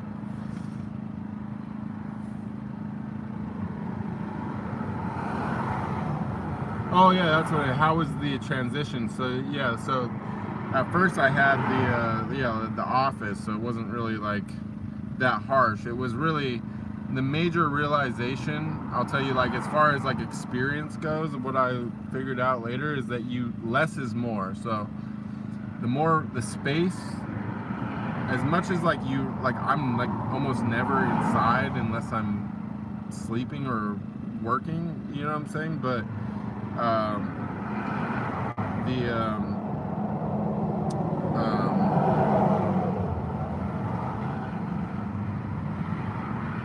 so the little bit of space though makes it so you can like have organization and easily get to stuff. If you get too cluttered, like it becomes hard to like find things or get to stuff, or it gets messy really quick. But yeah, really you just need like a way to work, and a way to cook food, you know, and a place and a way to keep your food cold, you know what I'm saying, if you are going to eat anything that needs to be refrigerated. And aside from that, like there's not really much to it. Like you're just, it's easy. It's just a very, very chill life. And I've already even just, you know, kind of not being prepared for the whole thing. Oh yeah, that was the other thing I was gonna say. If I would have like planned all this instead of just like, you know, slipping into it slowly, I probably would have gotten a 4-wheel drive vehicle. I think it's really interesting with the minimalistic stuff of what I've seen on YouTube. There's like people that have like taken out their passenger seats of like their little, you know, Honda or whatever that's probably, you know, either paid off or super low payment. They like literally like put storage underneath the seats and like make like a spot where they can lay all the way down, their feet in the trunk, and sleep right there like that. It's just like super minimal. A little tiny baby refrigerator set up in there. I think that's super interesting, you know, or even with like a motorcycle. I think it'd be cool to do like a motorcycle and a hammock, you know, be cruising around. But I don't know. Yeah, no, that's pretty cool. I think boats. It honestly reminds me of what it was like. Like I lived on a boat before, and it reminds me of living on a boat. It's just like a land boat, is what it is. But it also makes me realize that that's like kind of that's the trajectory. Like that's where this ends up leading. You know what I'm saying? Like van life is the gateway drug to yacht life. You know what I mean? You gotta grind it out in the van and do some land living for a while and become a land lubber, and then you can transition back to the sea.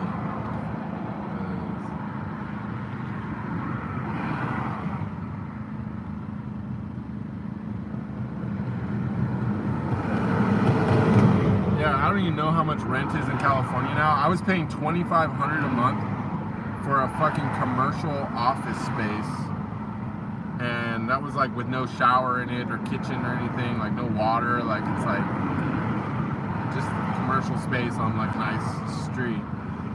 It was $2,500 alone. I don't even want to know what the prices are of everything.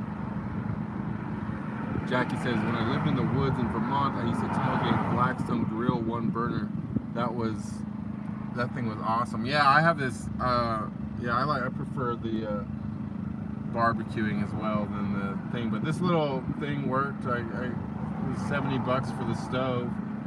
I mean, it's pretty beat up now. It's kind of probably gonna have to get a new one soon. I mean, it's still working. It's called the Gladiator, so I beat the fuck out of it. It's 1 second, I need my cup.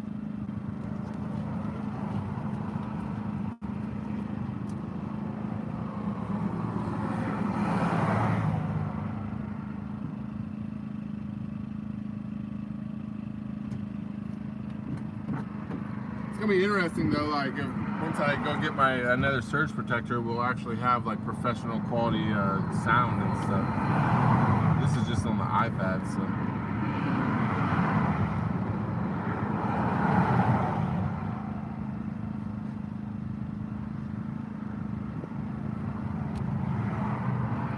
Yeah, it's crazy, right? That's just for a commercial space with no bathroom. Like you have to like go outside to like the community bathroom. You know what I mean? That's why I was like, yeah, you know what? I mean, like van life's starting to sound pretty fucking good. Sounding pretty fucking good right about now, not gonna lie. 2,500 for the fucking office. And then you're supposed to actually go get you gotta spend probably another 2,500 for a studio apartment with the actual shower and shit. So you're 5,000 LA, you're 5,000 bucks fucking out the door just for fucking office and studio apartment off the top. It's fucking crazy.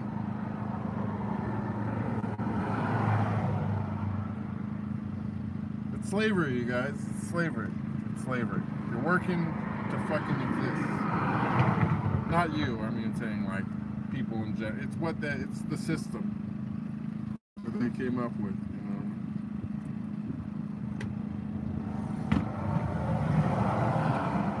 Yep. It is what it is. It is what it is, you guys.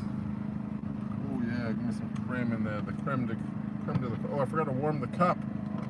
Fuck. Fucked up.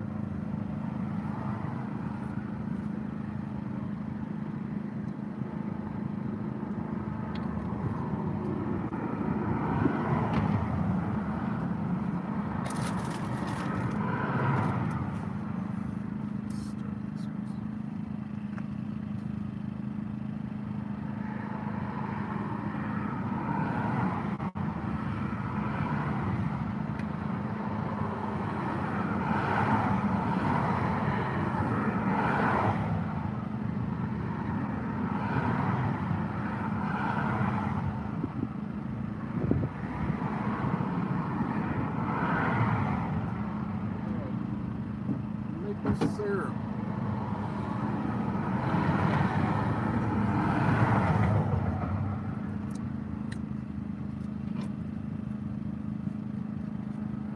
Yeah, a little bit more of that.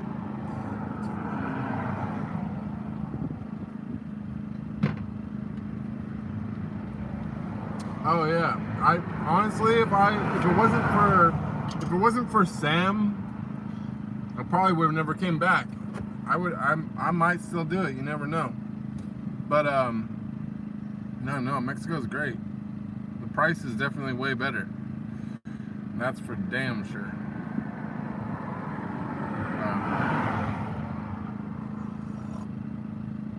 You know, the crazy thing is though that I'll tell you guys, like I'm not bitching, like it's worth it, but I don't know that I would say the van life is necessarily like saving very much money.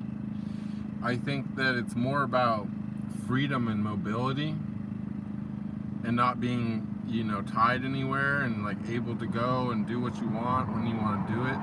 You know what I mean? Like it's a free life, but it's not free, you know what I mean? Like between insurance and car payment and, you know, now the internet payment and the fuel, you know, this thing only gets 10 miles to the gallon.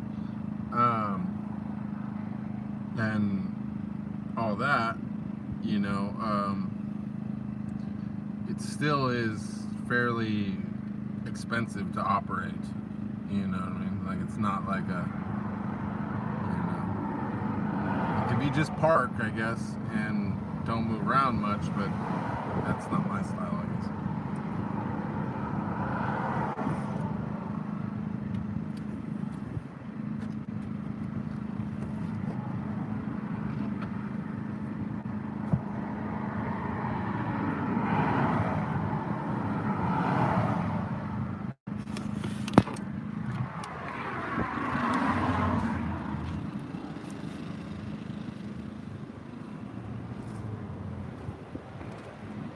Going back to the hammock.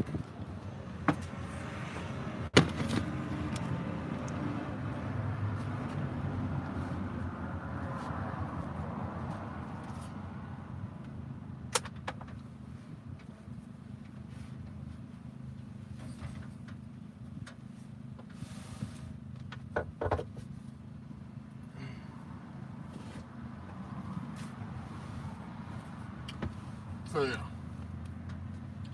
So that's what's up, you guys. Welcome to my world. This is what we're doing. We're hanging out in hammocks and shit. And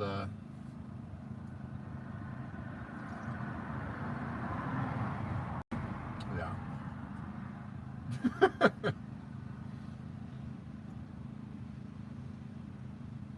Yeah, bill-shaped shackles. Exactly.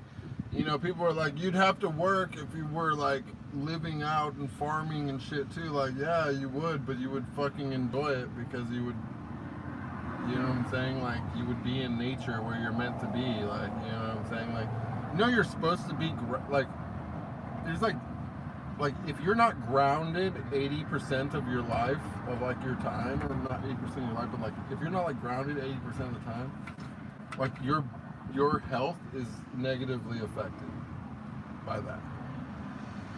I'm not saying it's the end of the world. I'm just saying it's like it's a negative. Like you're,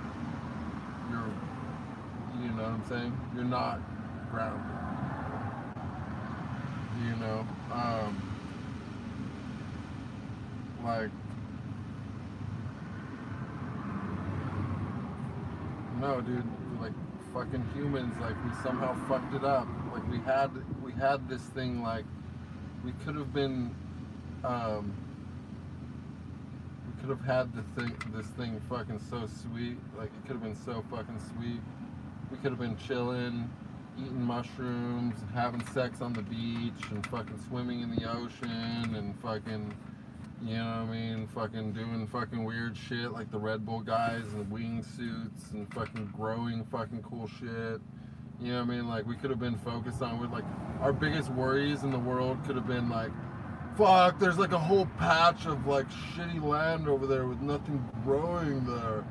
Like, fuck, we should probably go put some stuff on there and make it grow and stuff. It's sweet like everything else. You know what I'm saying? Like, that could have been our lives, you know what I mean? But instead, it's like fucking checking emails and fucking whatever fucking bullshit, and breathing polluted air, and you know what I'm saying? War, lots and lots of war.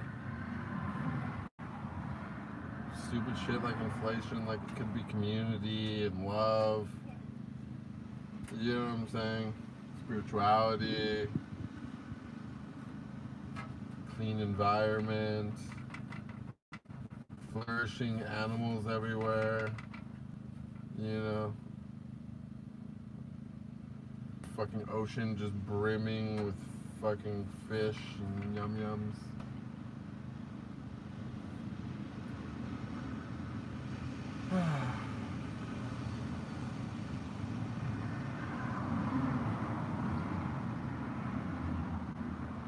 But nope. We can still save it, you guys. We can still fucking save it.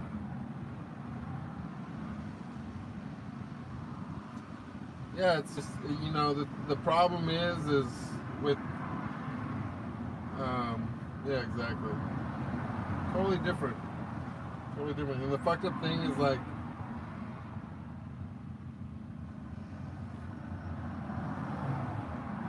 it should be the kind of thing where you could just choose to like be like, you know what, I opt out of all this and I'm gonna go do it like that. But they wouldn't fucking let you. You would have to fucking fight. They would fucking come for you. We should be free like animals. I guarantee you, if we were free like animals, we would reach another level of evolution beyond what we have traded out advanced human evolution for fucking computers and AI and all this shit. Now, I don't know about you guys, but I personally would rather fucking be an immortal light being, completely filled with wisdom and, you know, natural intelligence about my surroundings, and, you know what I'm saying, be integrated with nature and my fellow man and, you know, my creator, and, you know, be like that, than to be connected over the fucking internet with these devices in our fucking pockets and blah blah blah blah blah, all this other shit. Like, you know what I'm saying? And it would be, it's like, okay, well, does one necessarily have to cancel out the other? No, it doesn't have to. It should actually be assisting, but they're fucking not letting that happen. Do you know what I'm saying? And it's like, you gotta at some point ask yourself, like, how much peace are we supposed to fucking give them when they will not let us take a peaceful route out of this? You know what I'm saying? Like, we just, I mean, I don't know, I'm not gonna say we, nobody elected me to talk for anyone else, but I personally opt out. I opt out of society. Like, what I see as like our positive future, which it's not unreachable, is that what we have the potential to enter right now, if we can divert from this dystopian bullshit that we're on right now, is the age of the sage. Okay? And you can take multiple meanings into that, but the age of the sage, because the one good thing about this internet and, you know, what we're doing right is this what we're doing right now. And it's a beautiful time and age in that sense, where knowledge has been lost, so deeply lost, and so deeply fucking, you know, and wisdom has been so deeply perverted by science that that this is going to be the age of the sage. This is a time where if you have knowledge, you have the ability to share it, and knowledge is at an all-time fucking premium, at least for like my existence, like since I've been existing, okay?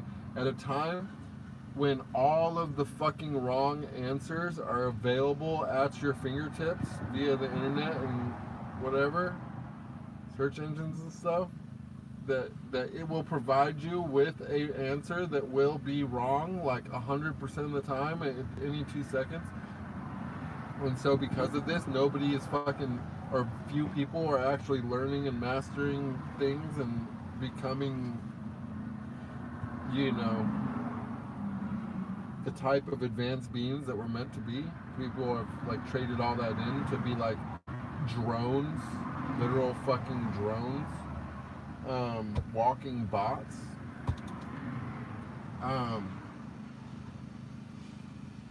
The age of the sage is here, and it doesn't matter what it is. You can literally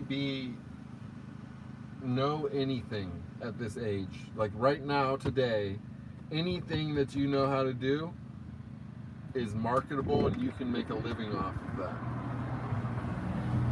You might not, sometimes it takes 10 years to be an overnight success, but it's possible. If you know how to knit, you can literally sit and fucking teach people how to knit and do teaching things. You have the ability to broadcast to billions of people and teach them how to knit right now.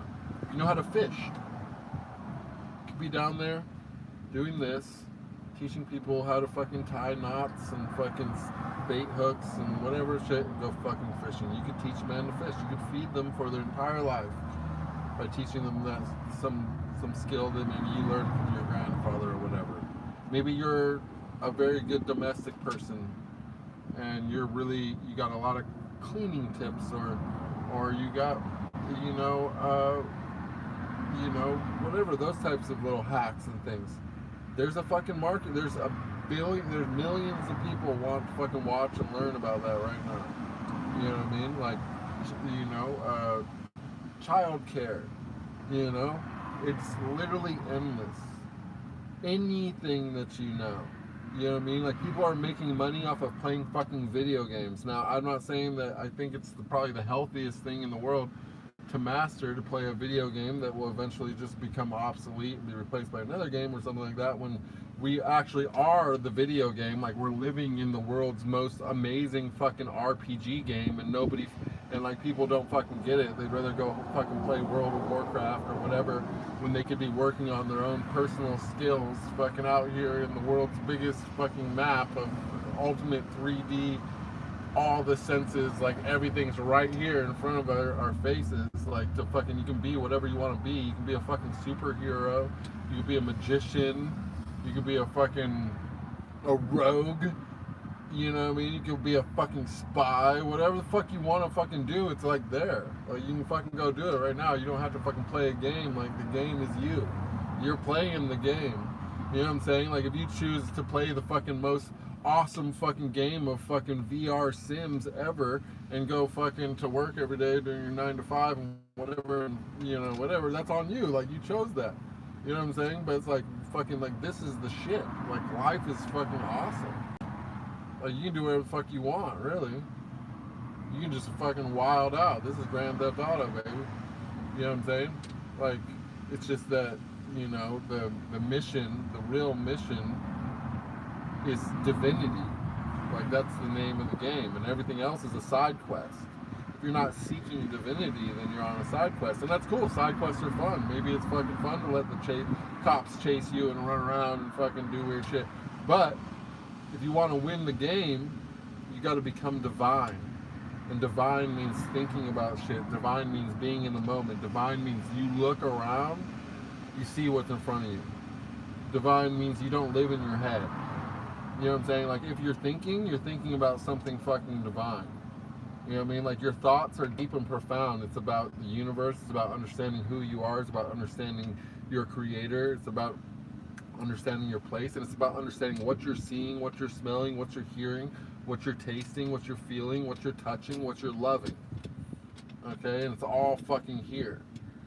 It's right here in front of you. It's not on the internet. It's not fucking you worrying about the bills you didn't pay, or that you have to pay, or the amount of money you need to make, or the thing you're gonna buy when you finally have enough, or fucking, you know, the next meal you're gonna be, or the next fucking orgasm you're gonna have, or the next thing you're gonna fucking smoke or drink, or you know what I'm saying? Like, it's nothing that's not happening right now.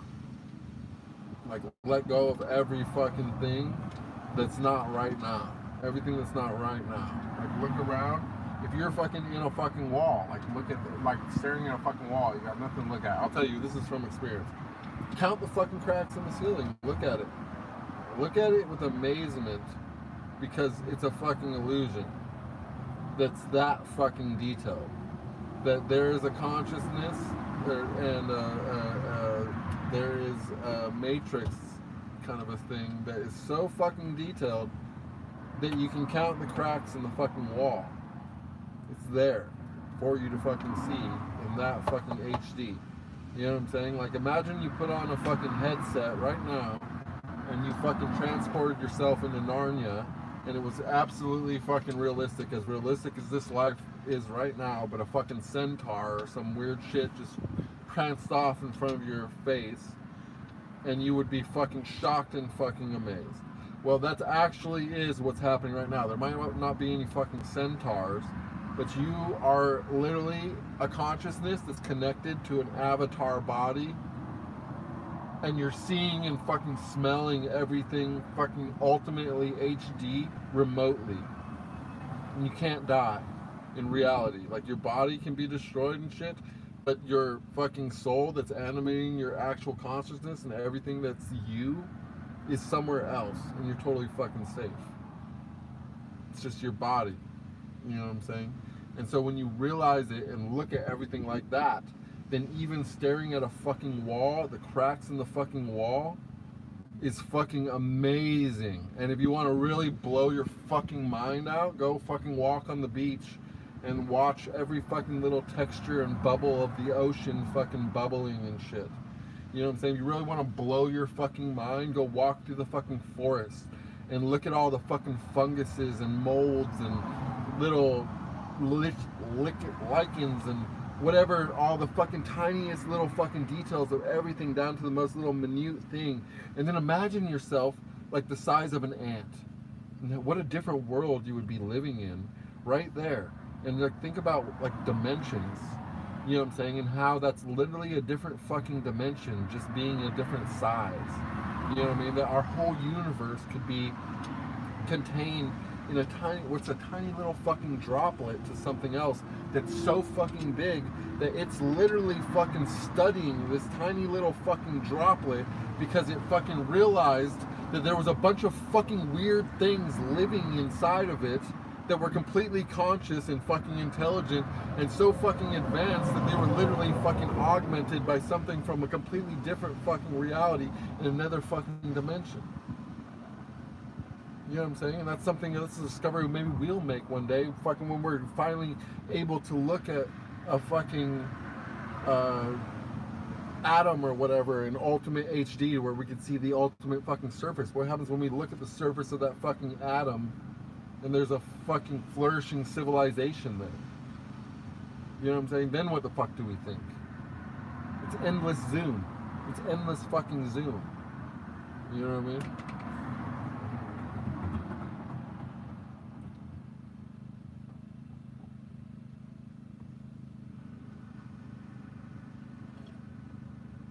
So guys, I'm reading the chat, 1 second. Freedom is also super mind-blowing. A lot of people work and save for months for the illusion and call it vacay. Yeah, and what they don't realize is that they're paying, what they pay for a fucking a 2-week or a 1 week or 2 week vacation at their fucking overpriced all-inclusive. They could go live there for like 6 months. You know what I'm saying? Like, you could just go, just be like, yeah, fucking, I'm here. I'm fucking gonna do a whole fucking vacation visa for 6 months. You can be fucking chilling. You'd come home, probably save some money. That's crazy. Hammock and tacos, baby. Hell yeah. Jackie confirms the grounding thing. She's been nomadic a long time. She's ready to settle. And sometimes settling can be good. If you've been out for a long time, your medicine can be different. But if, you know, everybody knows their own medicine. If you are ready to set roots, that's what you need to do. Like, you need to set roots and grow. But if you know, if you need to fucking get out there, you got to get out there. We'd be so happy like animals. I agree. I'm like that. I'm reverting back to animal nature. Eventually, I might stop talking, but the day when I stop talking won't be the end. I'll still come on here and you guys will know what the point that I'm getting across without even having any talk. It'll be amazing. And part of that will be because you yourself will have advanced so much that you won't even need to hear me. You will have already heard enough. And now you will be connected without words. Exactly what happened to the Apaches in AZ. They couldn't just let them. That's why they fought. Yeah, it's crazy. So much badness has happened. Ivan says, modern life is stressful. It seems like everybody wants something from me. And it's true, they do. Ivan, the more that you ever have, the more they will fucking want. And the more they will fucking go for it. Like, there's no end to that. You know what I'm saying? It doesn't, and the other thing is that you gotta remember is like, you know,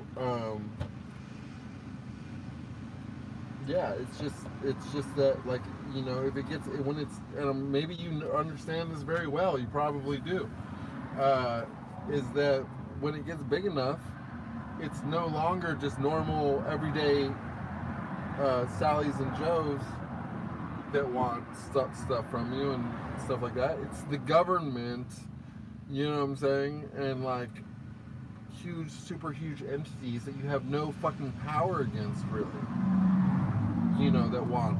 And the only real defense against them is literally to disappear. It's to just be like, yeah, fucking, I'm out. And how hard is that? We're literally talking. They control communication 100%. You have to really be ready to go animal. You got to be like on top of your knowledge and shit. You got to fucking learn how to fucking survive off the land if you really want to escape. And you'll be so happy, I'm sure, if you succeed in that. But it's fucking hard, you know.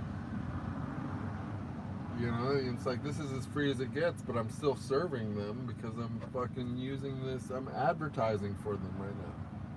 You know what I mean? Like, we're not monetized on the advertisation yet, but it's gonna be fucking whatever. I'm gonna be, who knows? I don't have any control over what ads they're gonna play.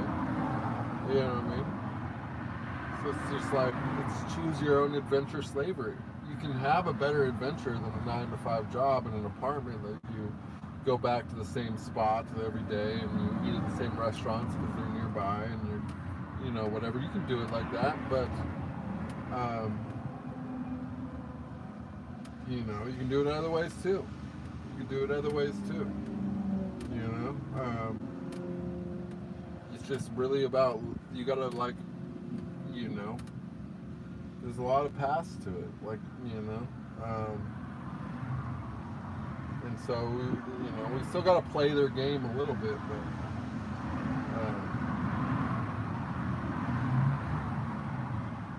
we're one major catastrophe away from freedom. So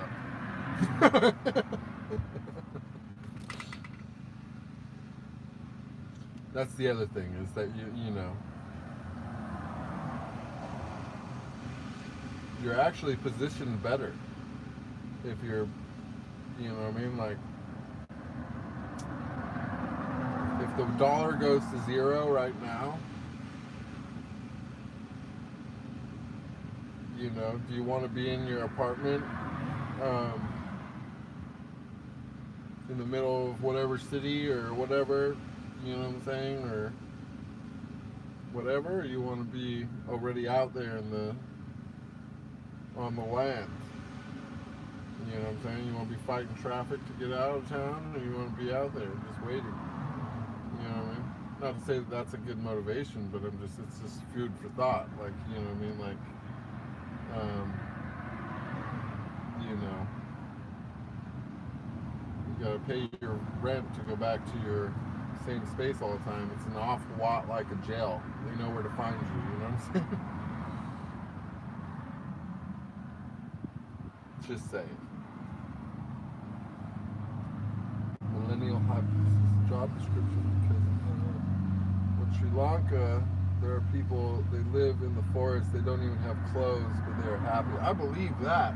Fucking sign me up. I'm going to Sri Lanka. I'll live in the forest. I don't need clothes at all. I'm good. Build a database with the knowledge. I'm telling you, that's it. I would like to create a place like that. I think it would be so good. I just think it would be great. Fuck. I don't even need a place. I just need a bunch of boats. A fleet of boats.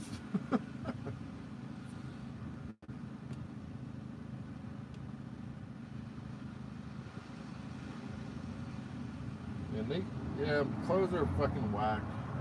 I'm so in agreement with that. You gotta think about, though, it's such a, like, a weird, you do think about it, though, clothes are like, think about how much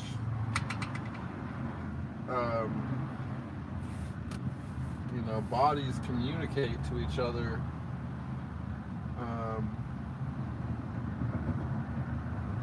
like subconsciously, which is in ways that are hidden by clothes. So many different ways. You know, it's a plethora of ways in which communication is blocked by our clothes. You know, you almost got to kind of wonder.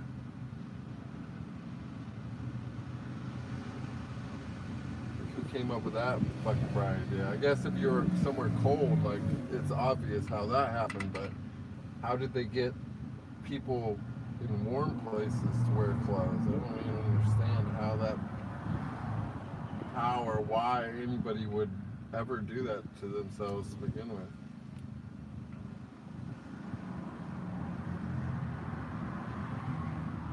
I mean, I guess I could see maybe tying the old boy down so that it didn't get, you know, like snagged on something when I was running through the forest. But, or, you know, I wouldn't want to, like, you know, if they had, like, big fish or anything in the river where I was swimming, I probably wouldn't want to, like, tempt fate, just be floating around, you know. But, you know, as long as they don't have, you know, aside, barring that, I don't really see why we're doing the clothes thing, you know.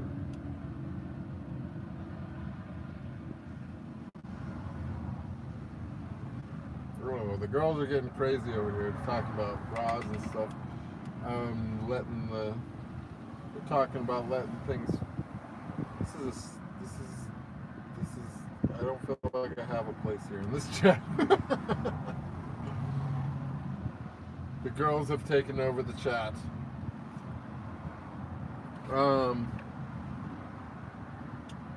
Let's see. I'm going to Cancun or Mexico City for a few months. Mexico City is awesome too.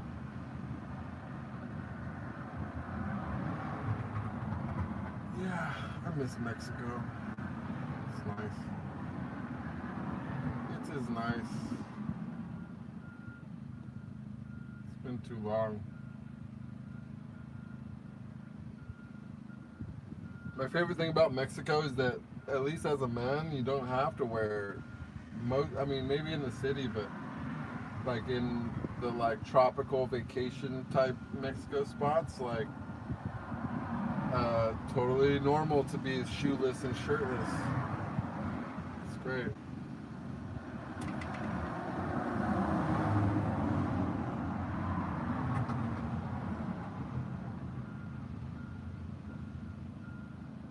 Oh, awesome.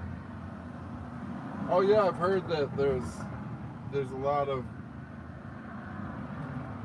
there's like a law that protects ceremonial stuff as well. Mexico's great.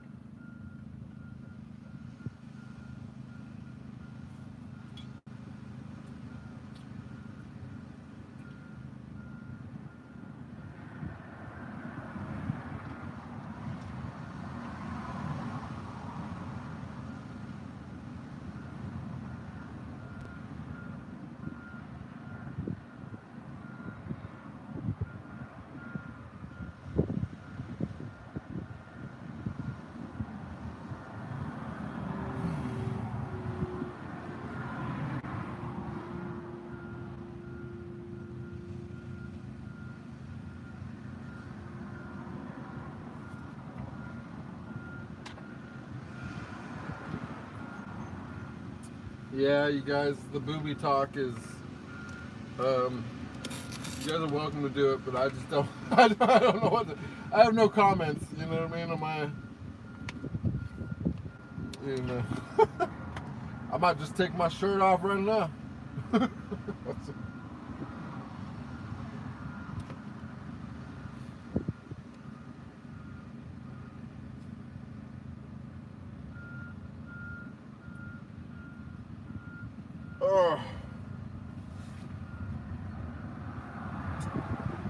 I gotta pee. I don't know. I don't think you guys are ready to find out how that magic works.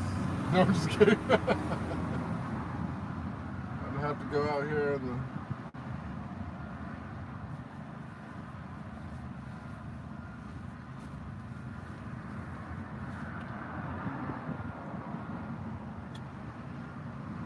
I'm gonna have to put up the blinder.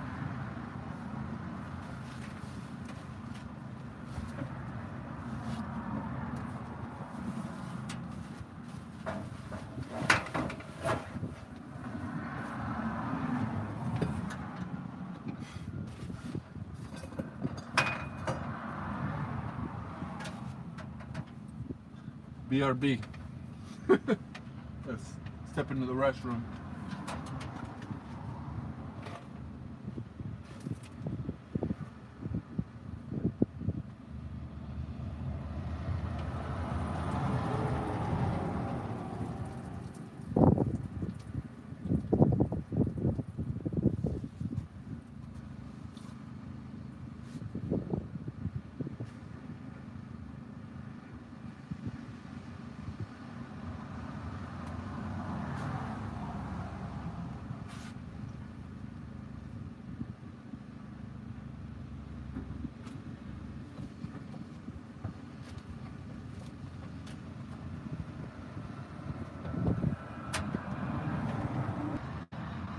What's my opinion on LGBT? Though I mean, I don't really have an opinion. It doesn't really involve me that much, to be honest. I mean, the L's aren't interested in me. And the B and the G's are, you know, been solid fans for a long time, and I got no complaints about them. And the T's, you know, they're going through their own thing, and you know, I don't agree with the doctors that are operating on people that have issues like that. I don't think that's necessarily the right treatment myself, but I'm not a doctor, I'm not a medical professional, it's not really my place to say, so that's just a personal opinion. It's not really whatever. I do definitely wish everybody happiness, and my personally, like, my logic there tells me that there's a cause, not just a political point, and that we should be more focused on finding out what the cause is of that, than just being like, hey, like, it's all good, like, fucking, let's build an industry around it. So I don't know. That's maybe controversial, but it shouldn't be, I don't think.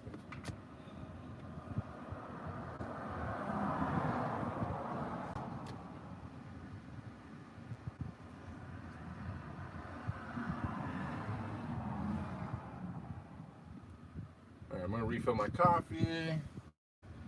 Nice awkward silence. Like, I am gonna lose the shirt, but just because it's fucking hot and I'm at the beach, this is not anyway. You know, I'm gonna.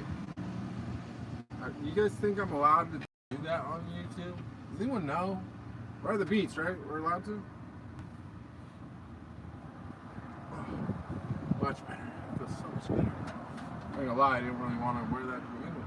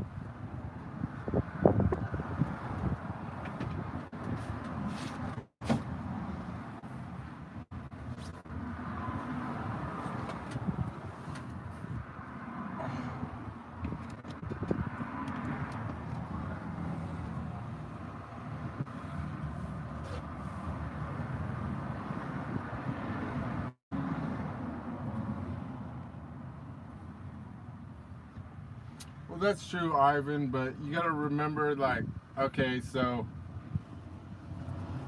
here's the thing. I'm gonna be super controversial right here. Think about the abbreviation here, okay? LGBT. I have to point out the obvious, but 75% of that acronym has a Y chromosome, okay? That's not debatable. Now, So what you're mentioning, you said something that, they try to flirt with normal people even if they are not interested, and that's true. But that's also something that men do to women. Like, men in general try to flirt with women who don't want to be flirted with also.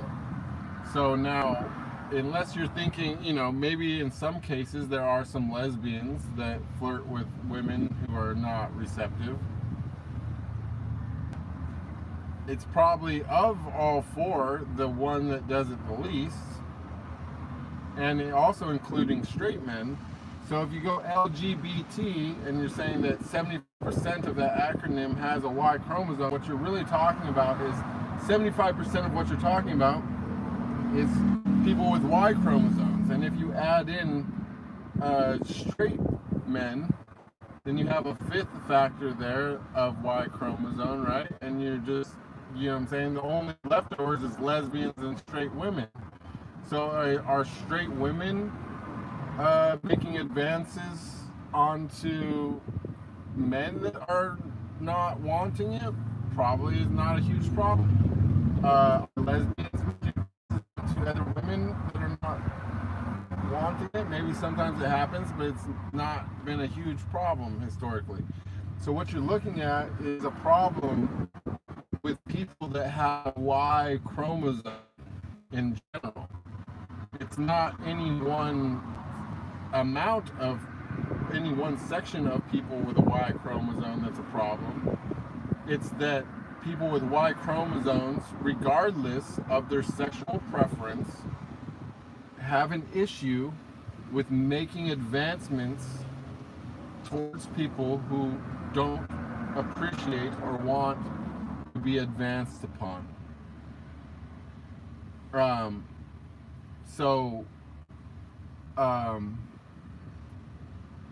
So really it's just like our issue as men, like men in general, regardless of their sexual preference, should learn to stop making advancements on other people sexually and to just,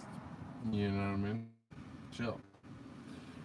That's just me personally, because I do understand what I've been saying, because I've been, the subject of that a lot. Like, I've had a lot of advancements from people who I'm not interested in being advanced upon, mostly men. And so I definitely feel that is a problem. But I also see that it's a problem for straight men too. It's just that they do it to women. So in general, as men, we all, regardless of our sexual preferences, need to do better. We need to be better as men. And that's my personal opinion. So I'm gonna go check the chat. Exactly. Jackie hit it on the head.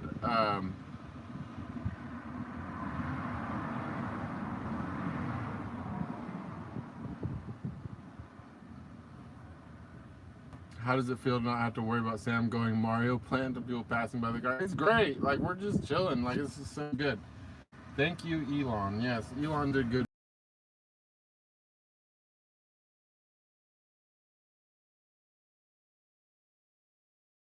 Uh-oh.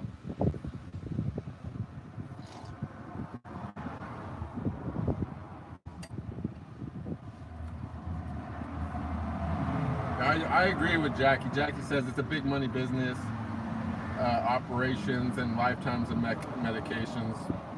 Absolutely. And that makes me wonder what causes it. I don't think it's a natural occurrence in 99% of cases. I think maybe it is something that could have happened, once in a blue moon, prior, but I think more likely it's an environmental effect. And I doubt that it's unintentional. I think that it's probably something that a situation that was created. It was a perfect example of create a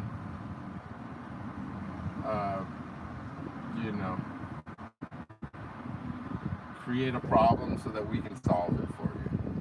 But it's going to cost something. We got the solution though. We'll just,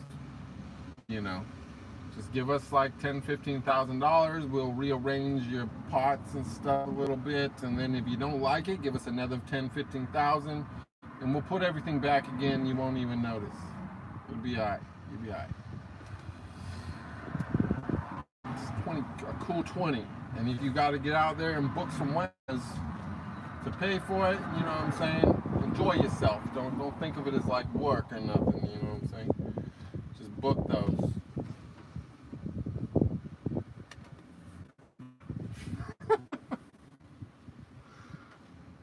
Sorry, guys.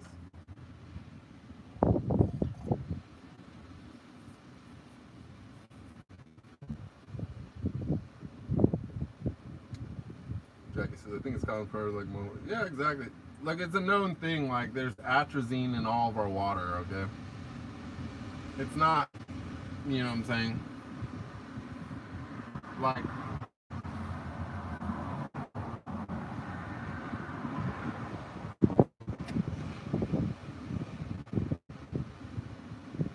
plants and farming and all that stuff has existed for a long time, and there's no real reason for us to now be completely and totally reliant on fucking these crazy chemicals and shit.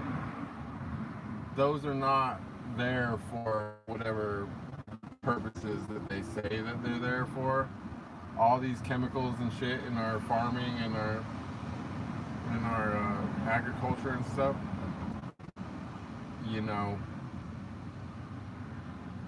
there's, I feel in many cases, ulterior motives which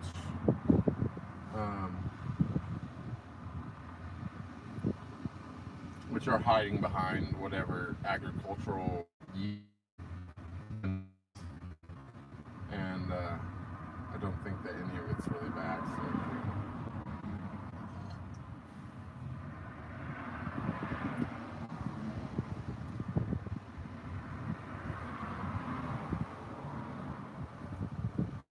Yeah, and you know what? Medical professionals really got this thing figured out, especially in the West. In the West, it's like a really big thing because these insurance companies, everybody has to fucking buy insurance. So,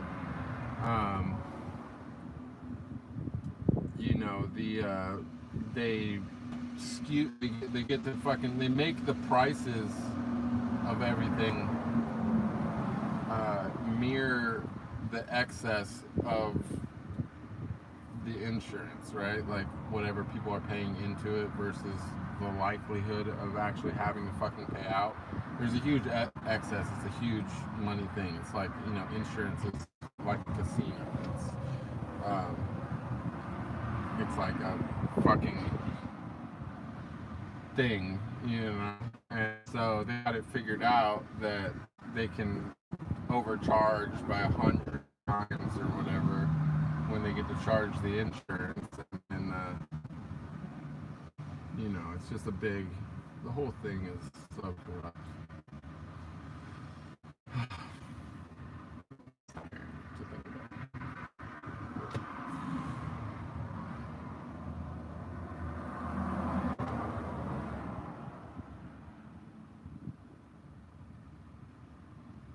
Yeah, it's just crazy if they just, like, how, like, I don't know how other people do it. I'm not gonna tell people how to do their kids, like, you know what I mean? Like, even my nephews and stuff, like, I don't really,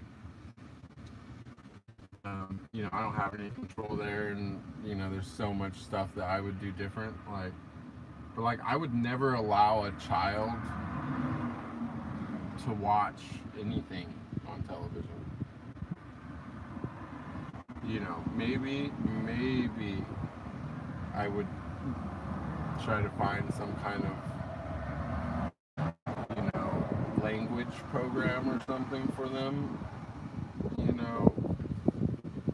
if I had, because they are just like super receptive to language at those young years, but like I would never ever allow anyone to have that kind of psychological access to my children at that age. No fucking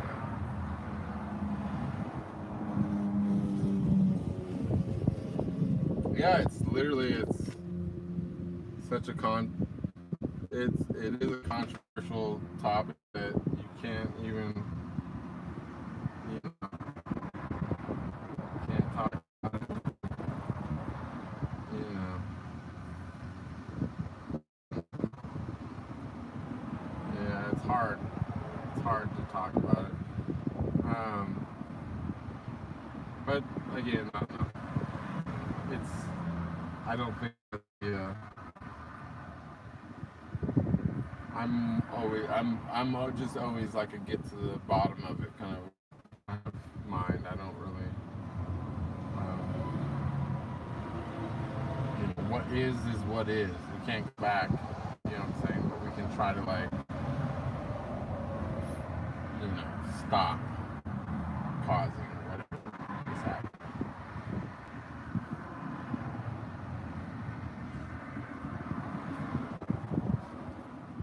You know, but I don't know.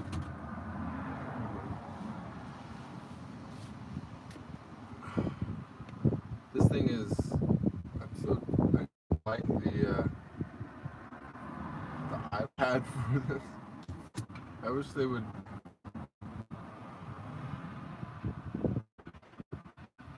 Yeah. Talking about, yeah, exactly. Oh, you're talking about the television thing? Yeah, for sure. Like, my nephew just started in public school. I'm just like, it's like it's like the only thing that makes me question some of my decisions. I'm like, you know, maybe if I would have just entered this, you know, stayed in the slave system, I could have been making sure at least my nephews didn't have to go to public school, but, you know, yeah, I don't know.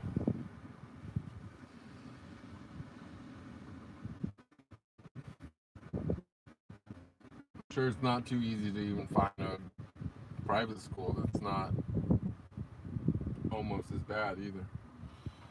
But I mean, he's in kindergarten or whatever, so I think like the whole nature school thing is like really interesting myself.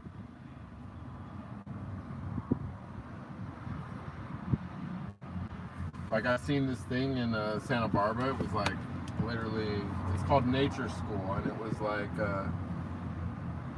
literally just, they took kids out to the river and the ocean and just let them run around. Answered, you know, let them ask questions and figure shit out.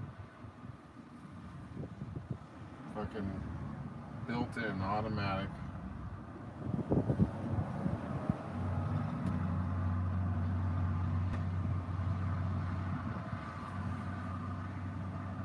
You guys don't know, it's getting a little bit, I might have to go do something else, I guess. It's getting kind of quiet. We touched upon some random things today.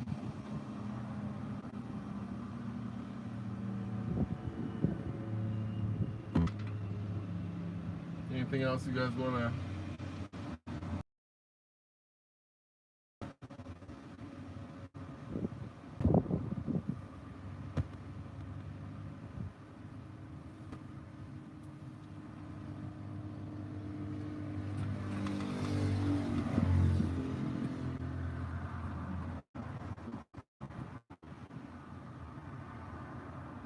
What do you ever think about, like, what if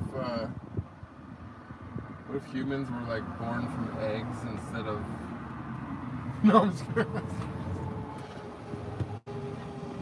Weird, right? All right, guys. I don't know what else to do here. I'll finish my coffee at least.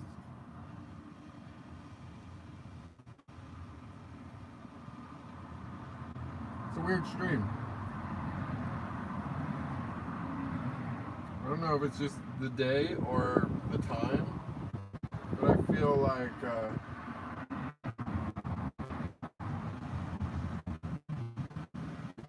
location. I don't know what it is. Like it's I felt like the stream just went down so much different than I expected.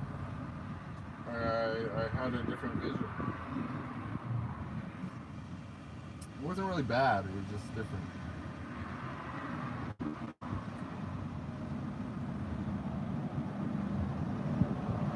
Slow.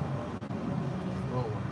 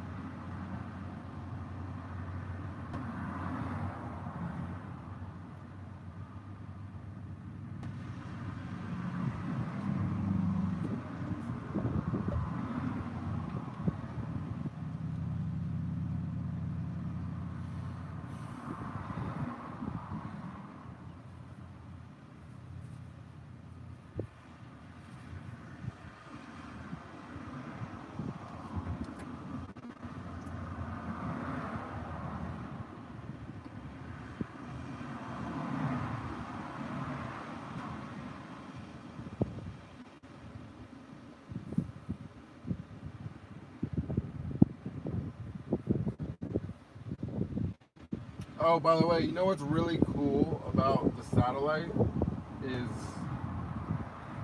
it has like it's all powered and everything by like one cord. So it's like one cord goes to the Wi-Fi and that goes to the satellite. So you know, if you like, we're trying to, like, let's just say if you wanted to take it down to the beach or whatever, or wherever, you could just easily do it with like a battery pack or something, because it would just literally be one cord to plug in and you're good.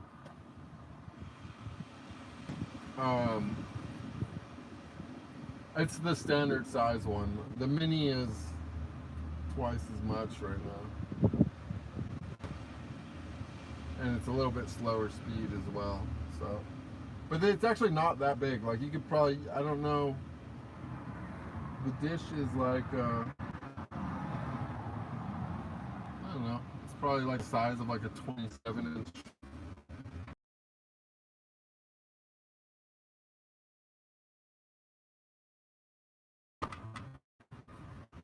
You can put it in the.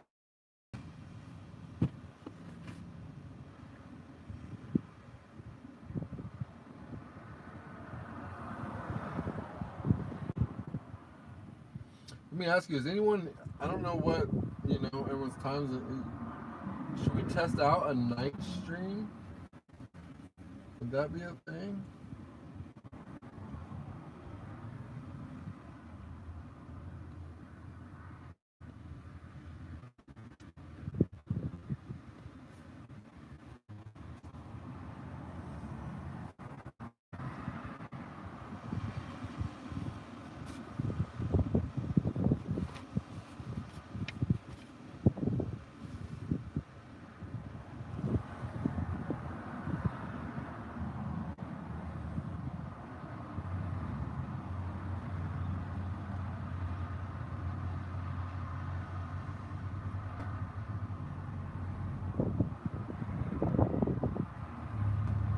Yes, for night streams.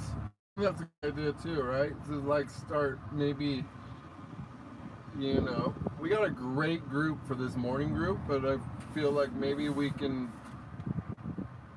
it'll be good to, now that we have like ongoing connection, that maybe we can dabble with some different time zones and stuff.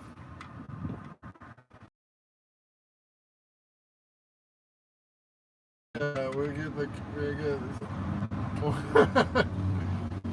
Magic says she's a crazy party girl at night, so Yeah, I'm sure we'll get a lot more of those type of vibes also from like our normal crew. We'll see them in their alter egos, their night attire, in night mode. Maybe I turn into something else at night too. You never know. Maybe my night thoughts are different.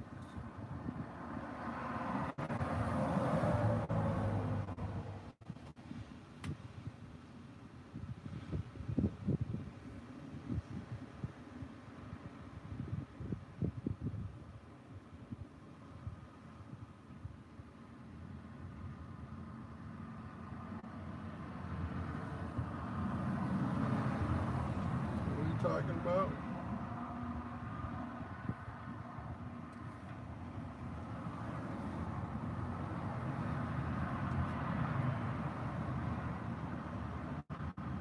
Yeah, this is kind of this is almost like it feels kind of like a. Oh, I get what you're saying. Sorry, I was. No, it's good. It's not. I don't know if it's. I think of it. It's called synergy. Is our word. There was a one stream when I was going crazy because I couldn't remember the word synergy, but synergy is where it's at. Guys, we gotta. What's that? I wish I could. I wish I could take you guys down and you guys could sit with Sam on the beach while I go swimming. That would be cool. That's what I was kind of thinking about. I was like, yeah, if I got a little battery pack situation, probably could do that. You know what I mean? Pretty cool. Not a bad idea. I wonder how long the Wi-Fi. I wonder if I could hit the beach from here with the Wi-Fi. Maybe the Wi-Fi is good like that. You never know. What if the tech is there? What if the tech can do it? You never know. I should test it out. 1 + 1 = 3? Exactly. Exactly.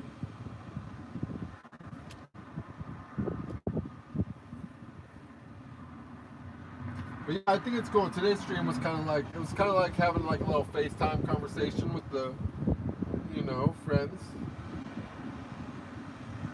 Yeah, but see, well, if it's 7, then it's really good. Yeah.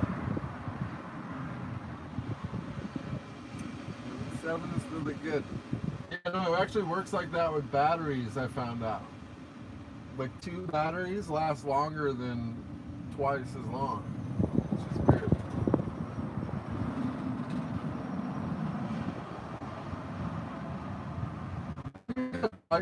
We never had a disconnect.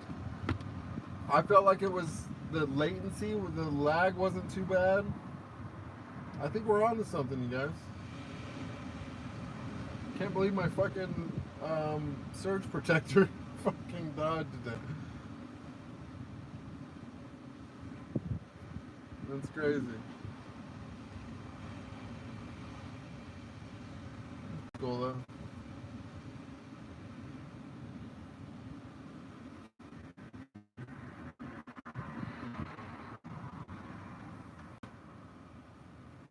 Wow.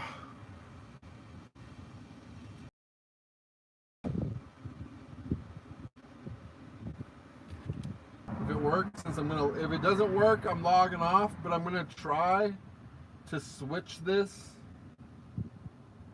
to my phone and see if we can compare the image quality. Oh, I just have a mailbox, that I pay for or whatever, and I get all my deliveries sent there and all my mail and everything also. So it's like $300 a year or something like that for a mailbox. So yeah, that's how to do the Amazon thing there. All right, you guys, I'm gonna exit this, and then I'm gonna see if it lets me, or lets me switch. So let me see what happens here.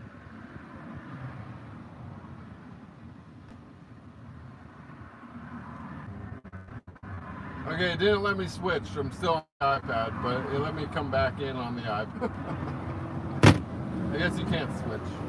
But, whatever. That's cool. Anyways, you guys, do I smoke legal weed? Yeah, sometimes. I try not to do it too much anymore, but,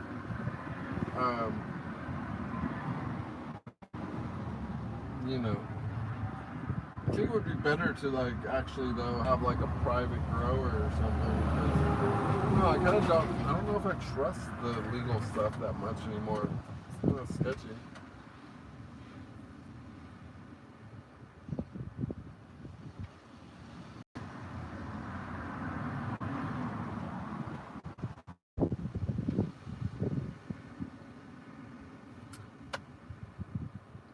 Anyways, you guys, I'm gonna take off. This has been a long ass stream, and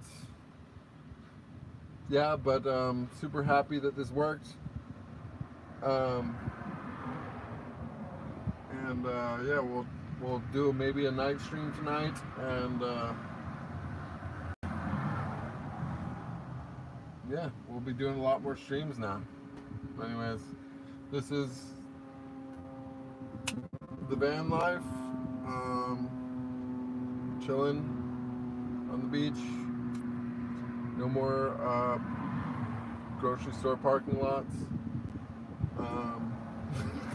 for Wi-Fi. Yeah, I guess we'll see how this develops from here, you guys. One step at a time. We're making serious progress, and yeah, there's just like so much. My mind's just going crazy. I'm like thinking like, wow, can you imagine if I would have had this when I was in Arizona doing the Sedona Grand Canyon portion of this trip, like, or the Oregon in the woods, whatever. That's one thing I noticed is the satellite's all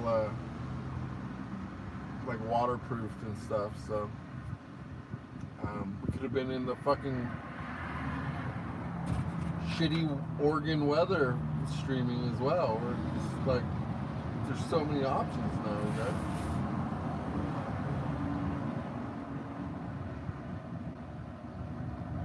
There's so much we can do now. So much we can do now. Yeah, this is great. Thank you. Oh, well, it's probably not too bad, right? Well, it's always cold right there in Calistoga. It's like fucking freezing ass cold. But yeah. Yeah, I gotta go get well, it's gonna be already interesting even before we do all that, because there's like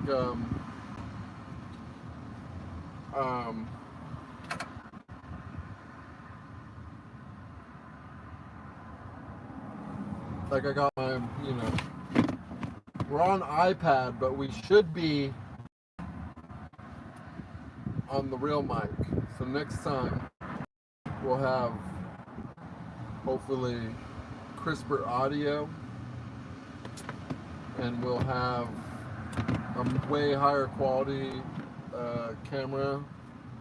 Hopefully we'll be maybe even lower latency, because we'll be wired directly into Wi-Fi instead of you know, on Wi-Fi, or we'll be wired directly into the network instead of on Wi-Fi.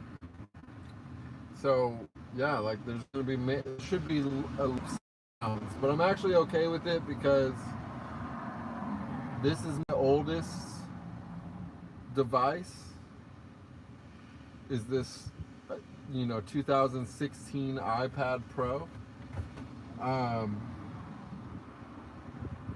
Like the phone that I normally use is a iPhone 12 mini.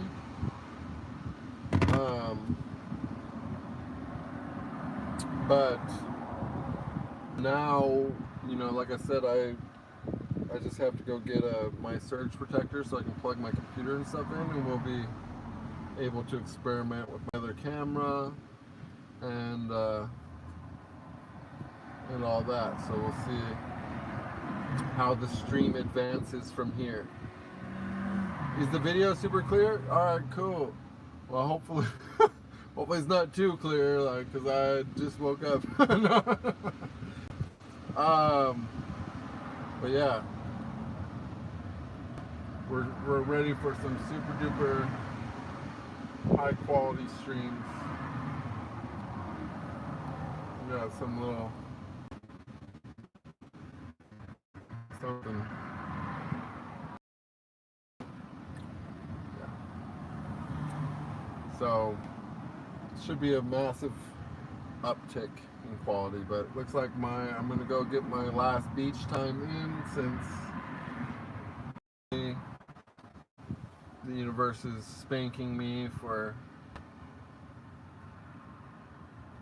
being at the beach today, because I just left my storage yesterday where I had literally 20 surge protectors, and the one I had with me decided to choose my first stream to break or whatever. So anyways, much love, everybody. See you soon.